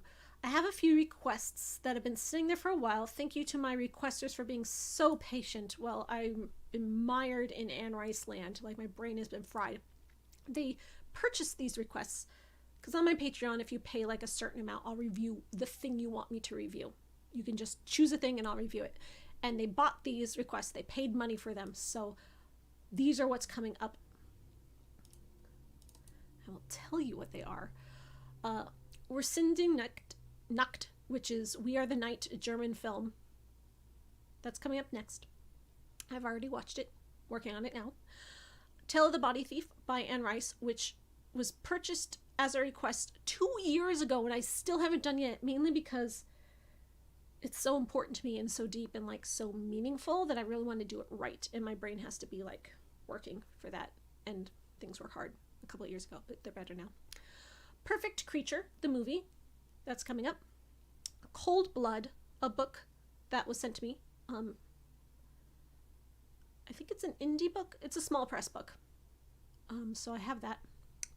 So those are the 4 coming up that have been prepaid. They're already paid for. People are already waiting for me to do those. And after that, could be anything.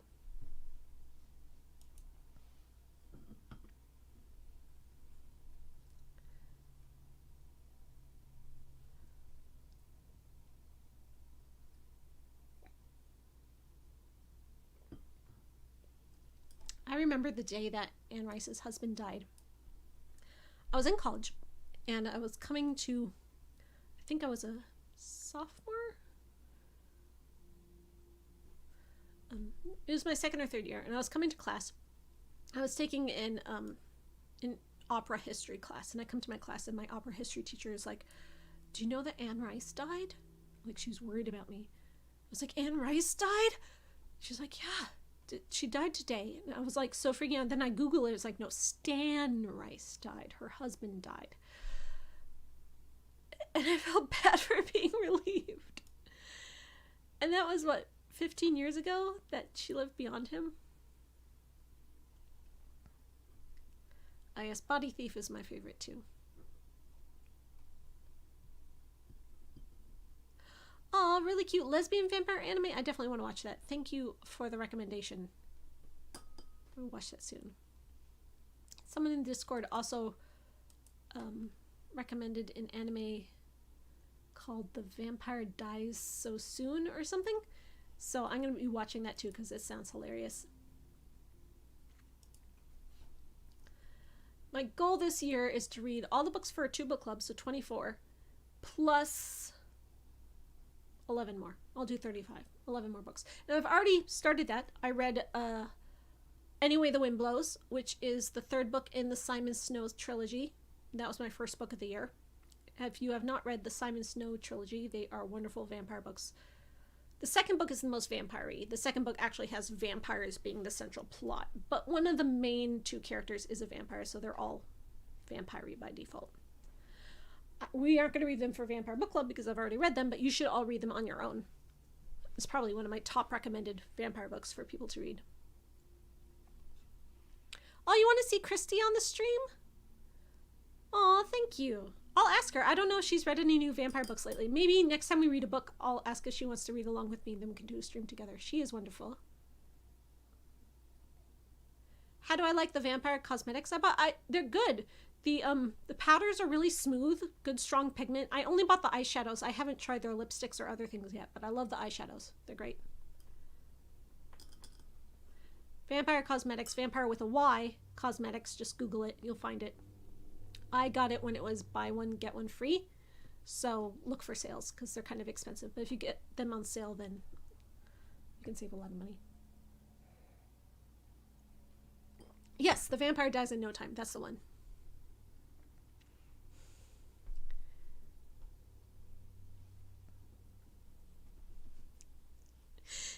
I love you guys so much. What time is it? 10:08. That's not very late. Don't tell me we're out of things to talk about already. I still have half a glass of wine to drink. If you want to end, we'll end. So I should get promo stuff out of the way. Oh, yes. So those lists I made of all the vampire books that are on these shelves, along with all the other stuff I show my videos that aren't vampire books, are linked in the description. There's 3 different lists because Amazon lists can only hold up to 400 at a time. 3 different lists. Just scroll down, click the list, look through them. You can see everything that I've talked about, because a lot of people will watch my videos and be like, oh, I was frantically trying to take notes and write down everything you were recommending in this video. I'm like, you don't have to do that, honey. I'll put in a list for you. You can just click.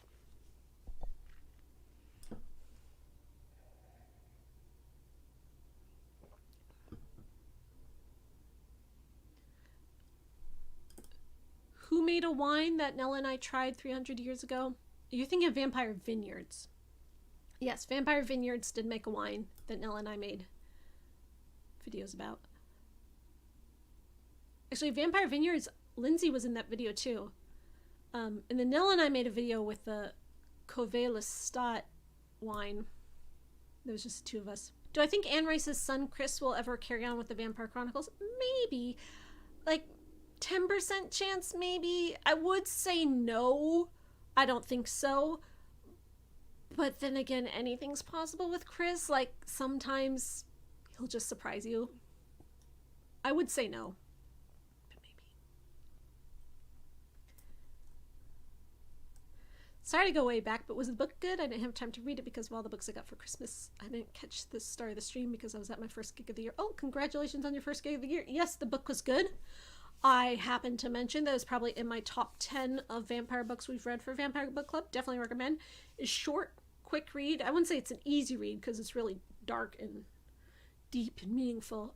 It's inspired by true crime. So even though it's not true crime, it's vampire crime. It reads like true crime. So if that's your genre, if that's what you like, then you would enjoy this book.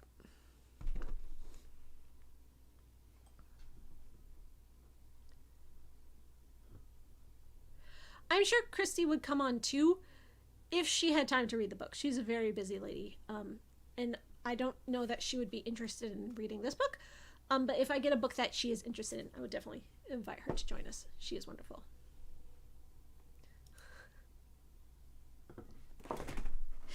It is Friday, and it's Friday the 13th. You are right. We should stay up late talking about vampires. We don't have to go to bed. Cheers. If you rewatch the rest of this stream, oh yeah, watch it after reading it. Don't watch it before because I spoiled everything. And this is a good book that benefits from not being spoiled. IMHO. What do I think of the Mayfair show? So I've seen the first 5 episodes of Anne Rice's Mayfair Witches on AMC+. And there were a lot of little things I didn't like the way they changed Rowan as a character. In the books, Rowan is this very strong, kind of stoic female character. Kind of like a not like the other girls, 80s stereotype girl boss character, which is problematic in its own way. But to change her for modern times, they made her kind of a quirky, nerdy, girly career girl who's like kind of insecure. And like there's one thing where she's like, she quotes Dune. She says, it's the slow blade that penetrates the shield. And someone's like, what does that mean? Where'd you hear that? She's like, oh, some guy in a bar said it to me. She's not like, oh, I read Dune. I happen to read sci-fi. It's a thing I do. No, it's some guy in a bar said it to me, because she knows she can't be like that kind of nerd. So things like that I didn't like. But overall, the adaptation, the way they changed it for TV, I was really enjoying up until episode 5. In episode 5, the ghosts, because it's a haunted house story, start kind of messing with their heads, and they enter into like trippy ghost realm where they don't know if what they're seeing is real, and like they're kind of in a Groundhog Day time loop and they don't know what's going on. And like I could see what the show was trying to do, but I don't think it worked, and it seemed very cheesy and very weak. And the way Rowan as a character is trying to be the strong like female character and fighting against it, it's just like forced and inauthentic. And I haven't seen past episode 5. There's 8 episodes, so I don't know what the last 4 episodes will be like. Maybe 5 was just a dud and the rest will be good. I know a lot of fans of the books really don't like the show. The reason I didn't like the Interview with the Vampire show as a fan of the books is because I thought Anne Rice would hate it. I thought she would look at this show and be like, this is the exact opposite philosophical message that I was conveying with my vampires. You are doing the exact opposite of that. You are degrading the message I was creating. That's how I thought she would feel. I don't think she would feel that way about Mayfair Witches. I think she would enjoy it.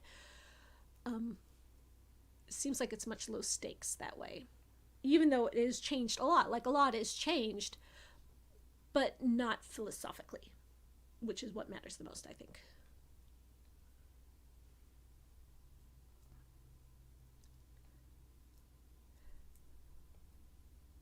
Is AMC just adult CW? Yes, but with less pretty people. It's okay, they're real. They look like real people.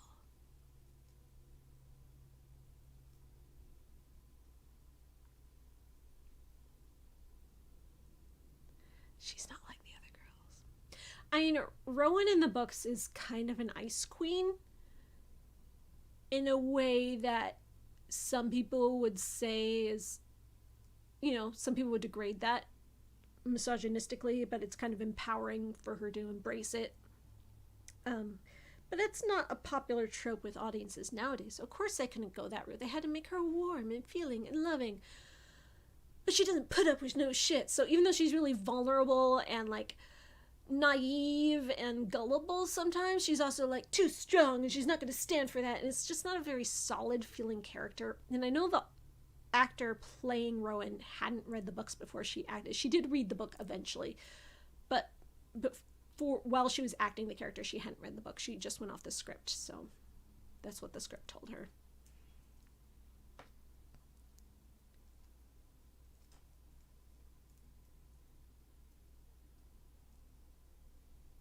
The Vampire Next Door homemade film. No, I haven't heard of that.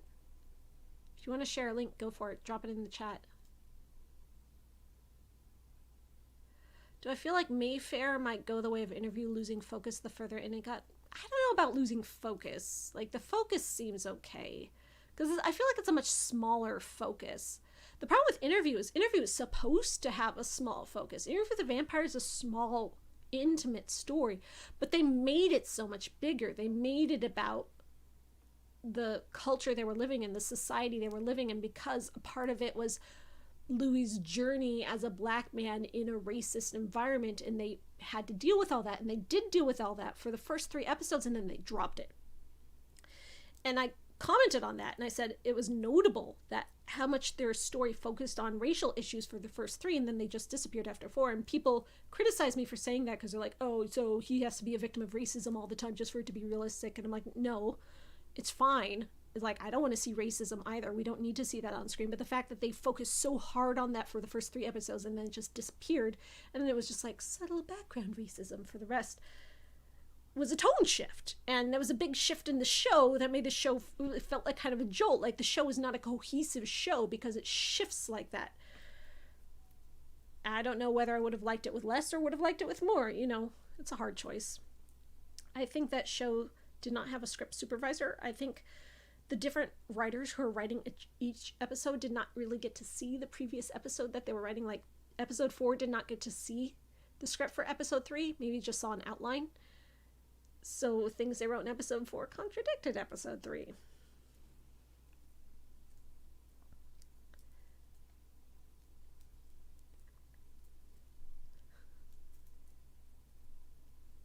Yeah, AMC has older actors. It's I can see the comparison to CW, but that comparison isn't with the way the actors look. It's the other stuff. Some scenes felt very serious and some scenes felt very camp in Interview with the Vampire. And I'm fine with that. Like, the camp stuff was fun. I enjoyed it. And I like the serious stuff too. And there's a way to do both in the same show. You just gotta, like, make it work. And they didn't. They needed a script supervisor to read all 7 scripts and circle the stuff that didn't work with the other stuff. And maybe they had one, but they're not credited in the credits. My guess is they didn't have one. I could have done it for them. I would have done it for free. Yeah, episode 6 was just dumb. Episode 6 felt like filler. Like, so episode 5 ends with domestic abuse, stopping horrible Claudia getting murder in her eyes, her being like, because we know Claudia's going to plot to kill Lestat. Like, that's the whole plot of the book. She's got every reason to do it then. Episode 6 immediately backtracks that. Makes it so they go back to how they were. Things start over. And then she has to develop a new reason to hate him and want to kill him. It's like, you didn't need that. It was already there. Pick one or the other. Episode 1 had Lestat punch a dude's face off. Yep, he sure did. Which, the people are like, oh, he's a vampire. Of course he's going to be awful and kill people. In the books, Lestat never kills a person unless it's to drink their blood for his nightly sustenance. And every single person he kills in his entire 200 years of life, up until 1985, was just for eating and drinking. In 1985, Akasha comes and kidnaps him, and she's like, you're gonna be my helper boy. And she makes him kill people without eating them, just killing people for the sake of killing them, because she has got this like genocide plan. And he is horrified by the fact that he's killed people not for food. And he says, never in my 200 years of life have I killed someone and not taken their life into my own, taken their soul into my own, drank their blood. Never. And in that night, he killed more people just to murder them without even drinking their blood than he had ever killed in his 200 years of life. And, let's do the math, right? Okay. So calculator app. There we go. So 200 years times 365. That's 73,000 people. Like, yes, he was asleep for a lot of that, but he also killed more than one person a night multiple times. So we'll just call it 73,000 people. So in that one night with Akasha, he killed more than 73,000 people without drinking them, and he's horrified of himself. So to have Lestat in the TV show just punching his fist through priests' heads, killing people without drinking their blood just to kill them, it's not something he would ever do. And the day he crossed that line into doing that was a big deal, and he's just doing it willy-nilly. He doesn't care. He's like, oh, this looks badass. I'm gonna punch a hole through a person's face because it's good on TV and it'll make people think I'm cool. Lestat's cool enough. You don't have to force it.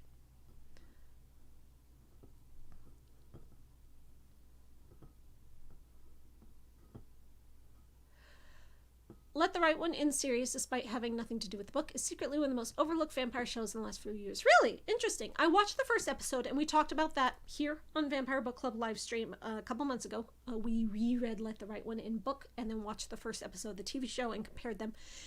And you're right, the first episode of the TV show is very different from the book, but I liked it. As a vampire show, I was digging it. Not enough to be like, oh, I have to watch the next episode. I haven't caught up. I haven't watched any more, but I did enjoy it. It's cool that you like it so much. That makes me want to read it more. Watch it more.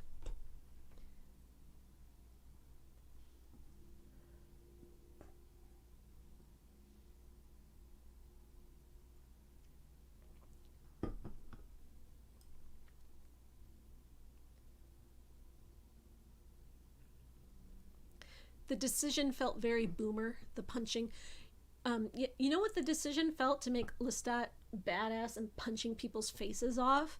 Felt very cishet white male to me.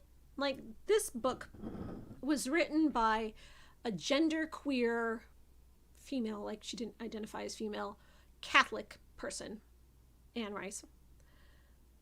The TV show, you can tell not a single Catholic worked on this show. There is none of the Catholic trauma in the show.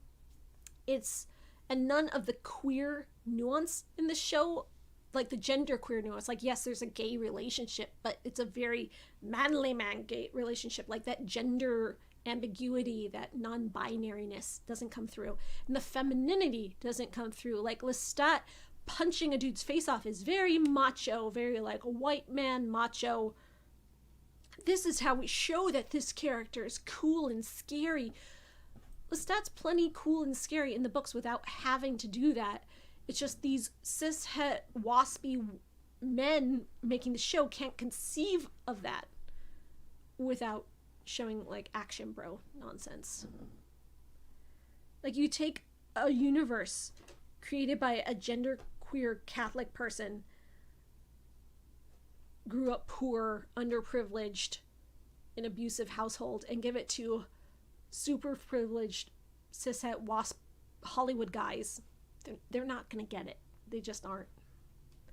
And like episode 3 of that show is my favorite because it had a female writer on it for the first time, and you could tell which scenes she wrote versus which scenes Roland Jones wrote. Like the writing was just so much better and so more nuanced.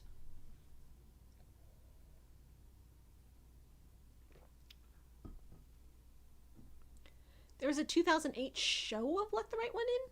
I thought they were just movies. There's a show too.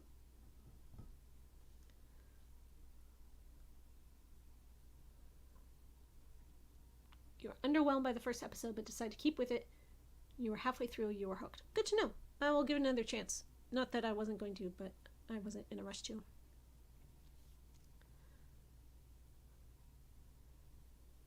Was the 2008 one the movie? Was that the American movie? I'm gonna Google it right now. Yeah, no, the 2008 one is the film. That was the original Swedish film. Let's see, and the American remake of the film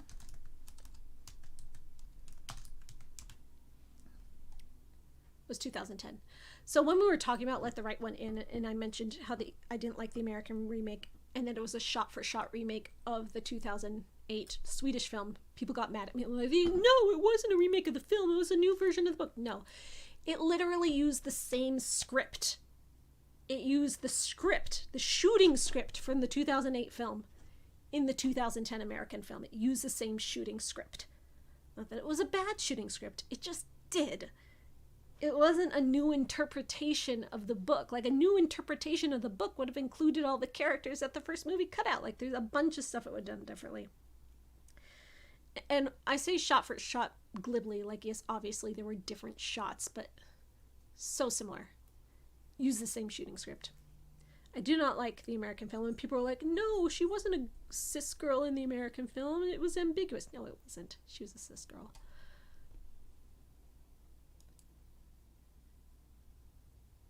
Oh, I like the sci-fi stuff.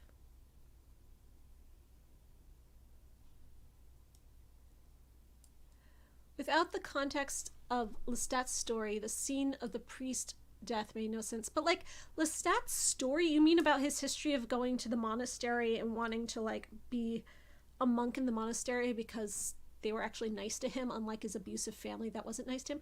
I don't think that would make him hate priests. Like, Lestat doesn't hate priests. The priests never hurt him. The priests never abused him. It was his family that stole him away from the priests that he hurts. He should be like killing rich people. Not that his family was rich, but you know, the equivalent. He wouldn't hate priests. Like, he'd eat a priest, sure, but he'd eat him.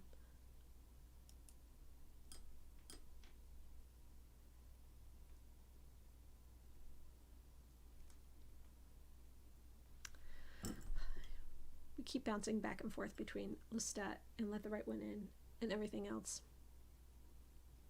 I hope you're reading the chat to keep up with my very erratic conversation, because I'm responding to what I am seeing here in the chat.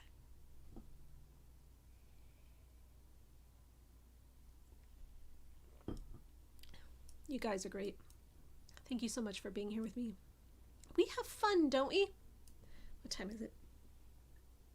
Almost 10:30. I guess we should stop soon. I'll save this for tomorrow. I have a wine bottle stopper with a skull on it that Lindsay Ellis gave me because she knows how to buy good gifts. So join my Discord if you want to participate.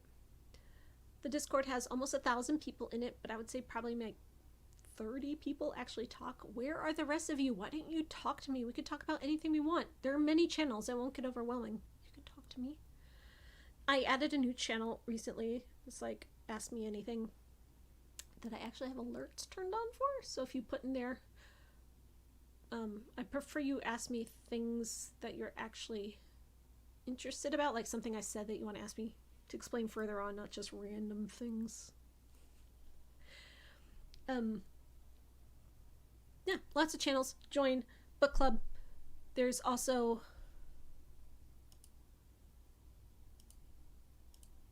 pulling it up.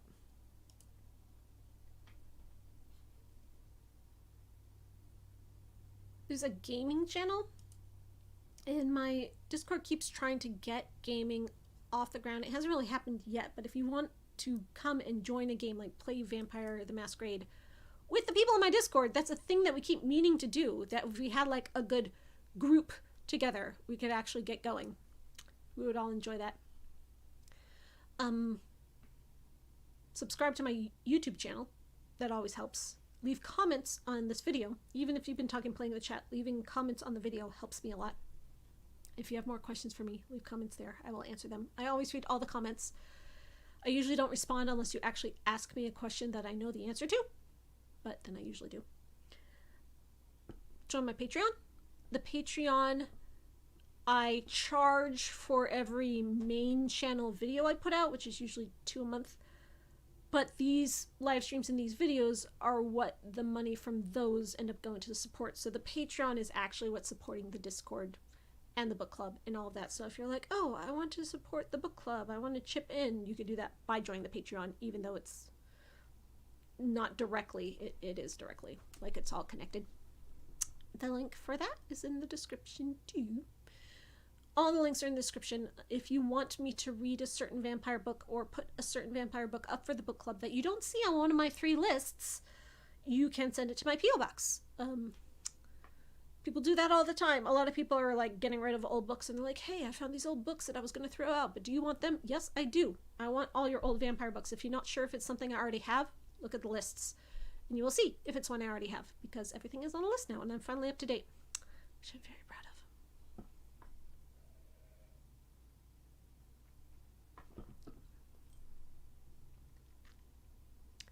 Lindsay Ellis is great. Love her. Hate that she quit YouTube. Sad. I miss her. Yeah, it is very sad. Very, very sad. But she's putting videos out on Nebula now, which is paywalled. But if you want to see her videos on Nebula, you could also just join her Patreon, and then patrons get a special link to go to Nebula and watch it for free without having to join Nebula. And if you join Lindsay Ellis's Patreon, you're also supporting me because she pays me every month to monitor and control her channel.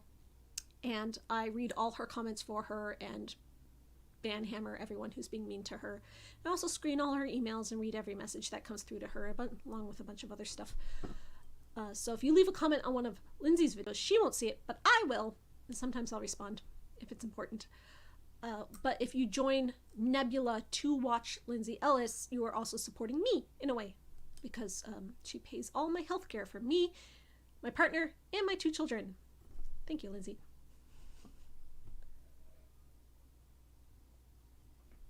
The wine is gone. I got lipstick on my nose.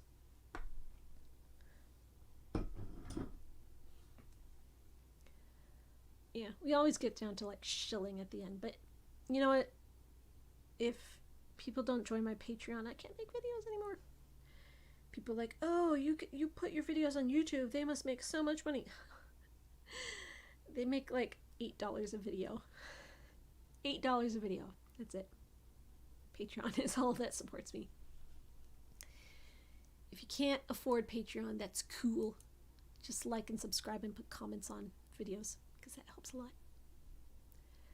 Think about what you want to read for next time in Vampire Book Club. We're reading urban fantasy, romance, mystery this time. Previously we read historical mystery, mid-century historical mystery, and young adults in a way, because it was about teenagers.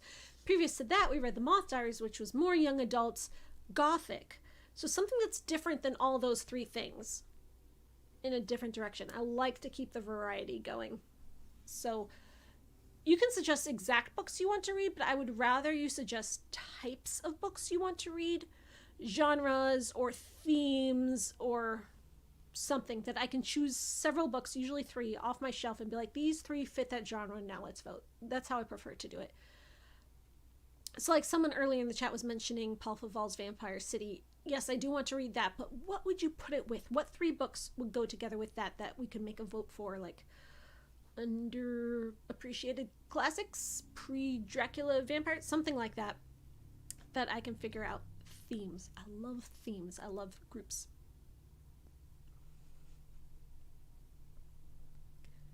How does my book club work? Well, it's based in the Discord.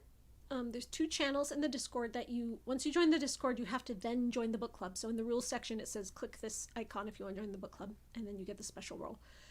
2 channels. One is book club suggestions, where I hold the votes and we talk about what books to read next, and anyone who wants to suggest ideas for next groups can put it there. And then there's a book club discussion channel, where as we're reading the book every month, you can talk about it, or you can talk about any books we've discussed previously. We can always bring up other books from the book club we've read. This book club has been going on almost 3 years now. Wonderful. We started around when COVID hit. This was our COVID pastime, and now it's been going 3 years strong. And that's basically it. Every month around the 13th, we'll have a live stream, talk about the book. You can put questions in the chat to ask me, or if you want to put your thoughts and feelings in the Discord ahead of time, then I can reference them in the stream. It's not very complicated. Simple book club.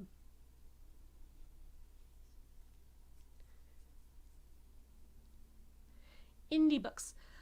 Yes, we do indie books sometimes. I did votes of, here's 3 indie books, let's choose one. I think the last time we did that Haiku of the Vampire one, that was fun.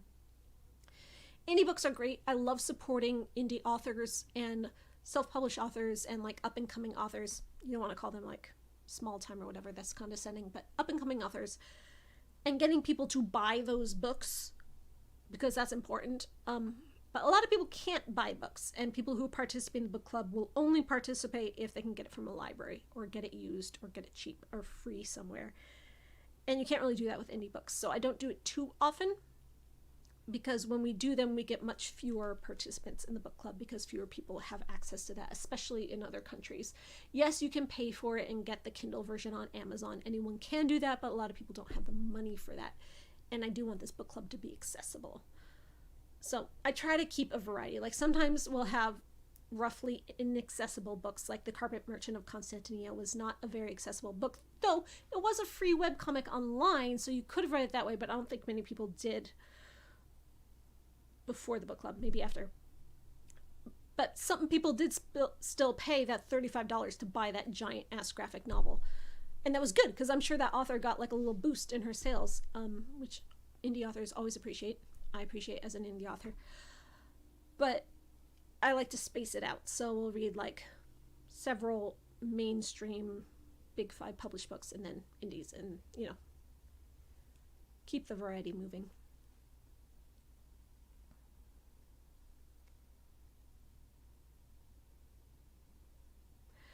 You were busy the month we read Haiku of the Vampire. Well, I would still recommend it. That was a fun one. Like, it did have some of those self-published book problems, but they weren't so much that they bothered me. But again, I am very optimistic and forgiving as a person. If it was yours, you'd be happy to give us all freebies in hope of getting reviews. That's very nice of you. Which one is your book? I don't recognize by the name. Oh, your book isn't out yet. Okay. But that's very nice for a future idea when your book comes out, to give freebies to a book club. I know some book clubs operate that way. Or like download Kindle links, right? But the whole point of the book club is also to help support authors. So I would hope that I'm getting people to buy a book that would normally maybe not have been bought. Kendare Blake benefits if you buy her book. I don't know that Janine Frost from 2007 benefits that much. Like, if 30 people in the book club buy her book, she might get $30. And that's nice. $30 is nice, but it's not that big of a deal to this very mainstream, super successful author. Whereas Kendare Blake is a much more contemporary author that is of our time, that is like building her career right now. So this is more a book that I would want you to spend money on, for instance.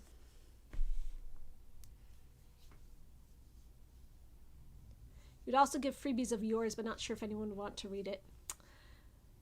Is it a vampire book? You can always put links to your own stuff in the Discord. We have a self-promo channel. Come promote your own books. Always allowed.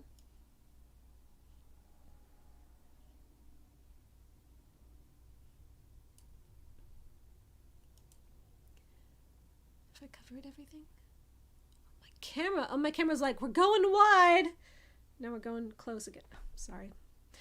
I don't know why it does that. Janine Frost books really just help you unwind if the brain is too congested. That's good to know. I like a good unwind sometime. Do I promote fan fiction? You can promote your own fan fiction in the self-promotion channel on my Discord. I don't promote fan fiction unless I've read it. Depends on the fandom.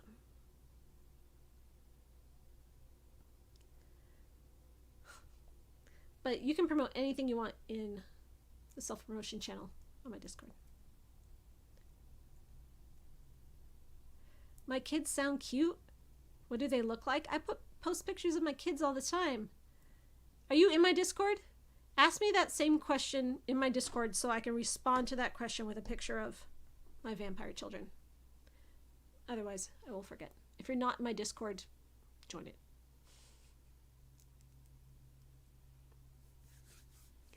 So, this month, you have until February 13th to read Halfway to the Grave. It's not very long. 370 pages. Not long at all. It's a tiny book. And we will discuss it here on live stream. Let's see. When does February the 13th fall?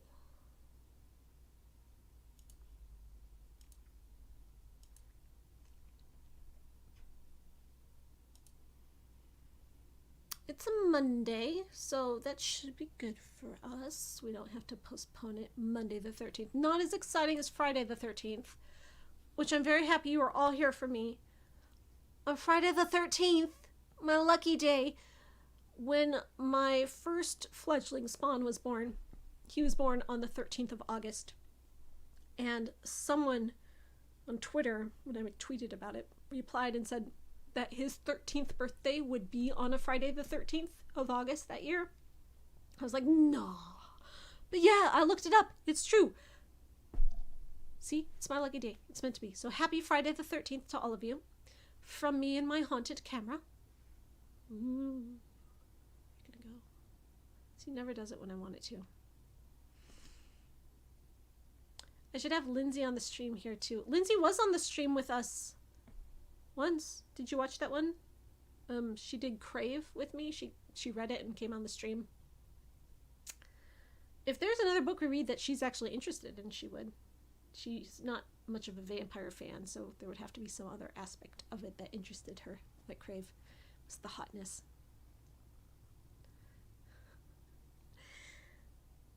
Or if there's anyone else you would like to see on the stream, like Nella or Angie from Musical Splaining, or like any of my other YouTuber friends, if there's books.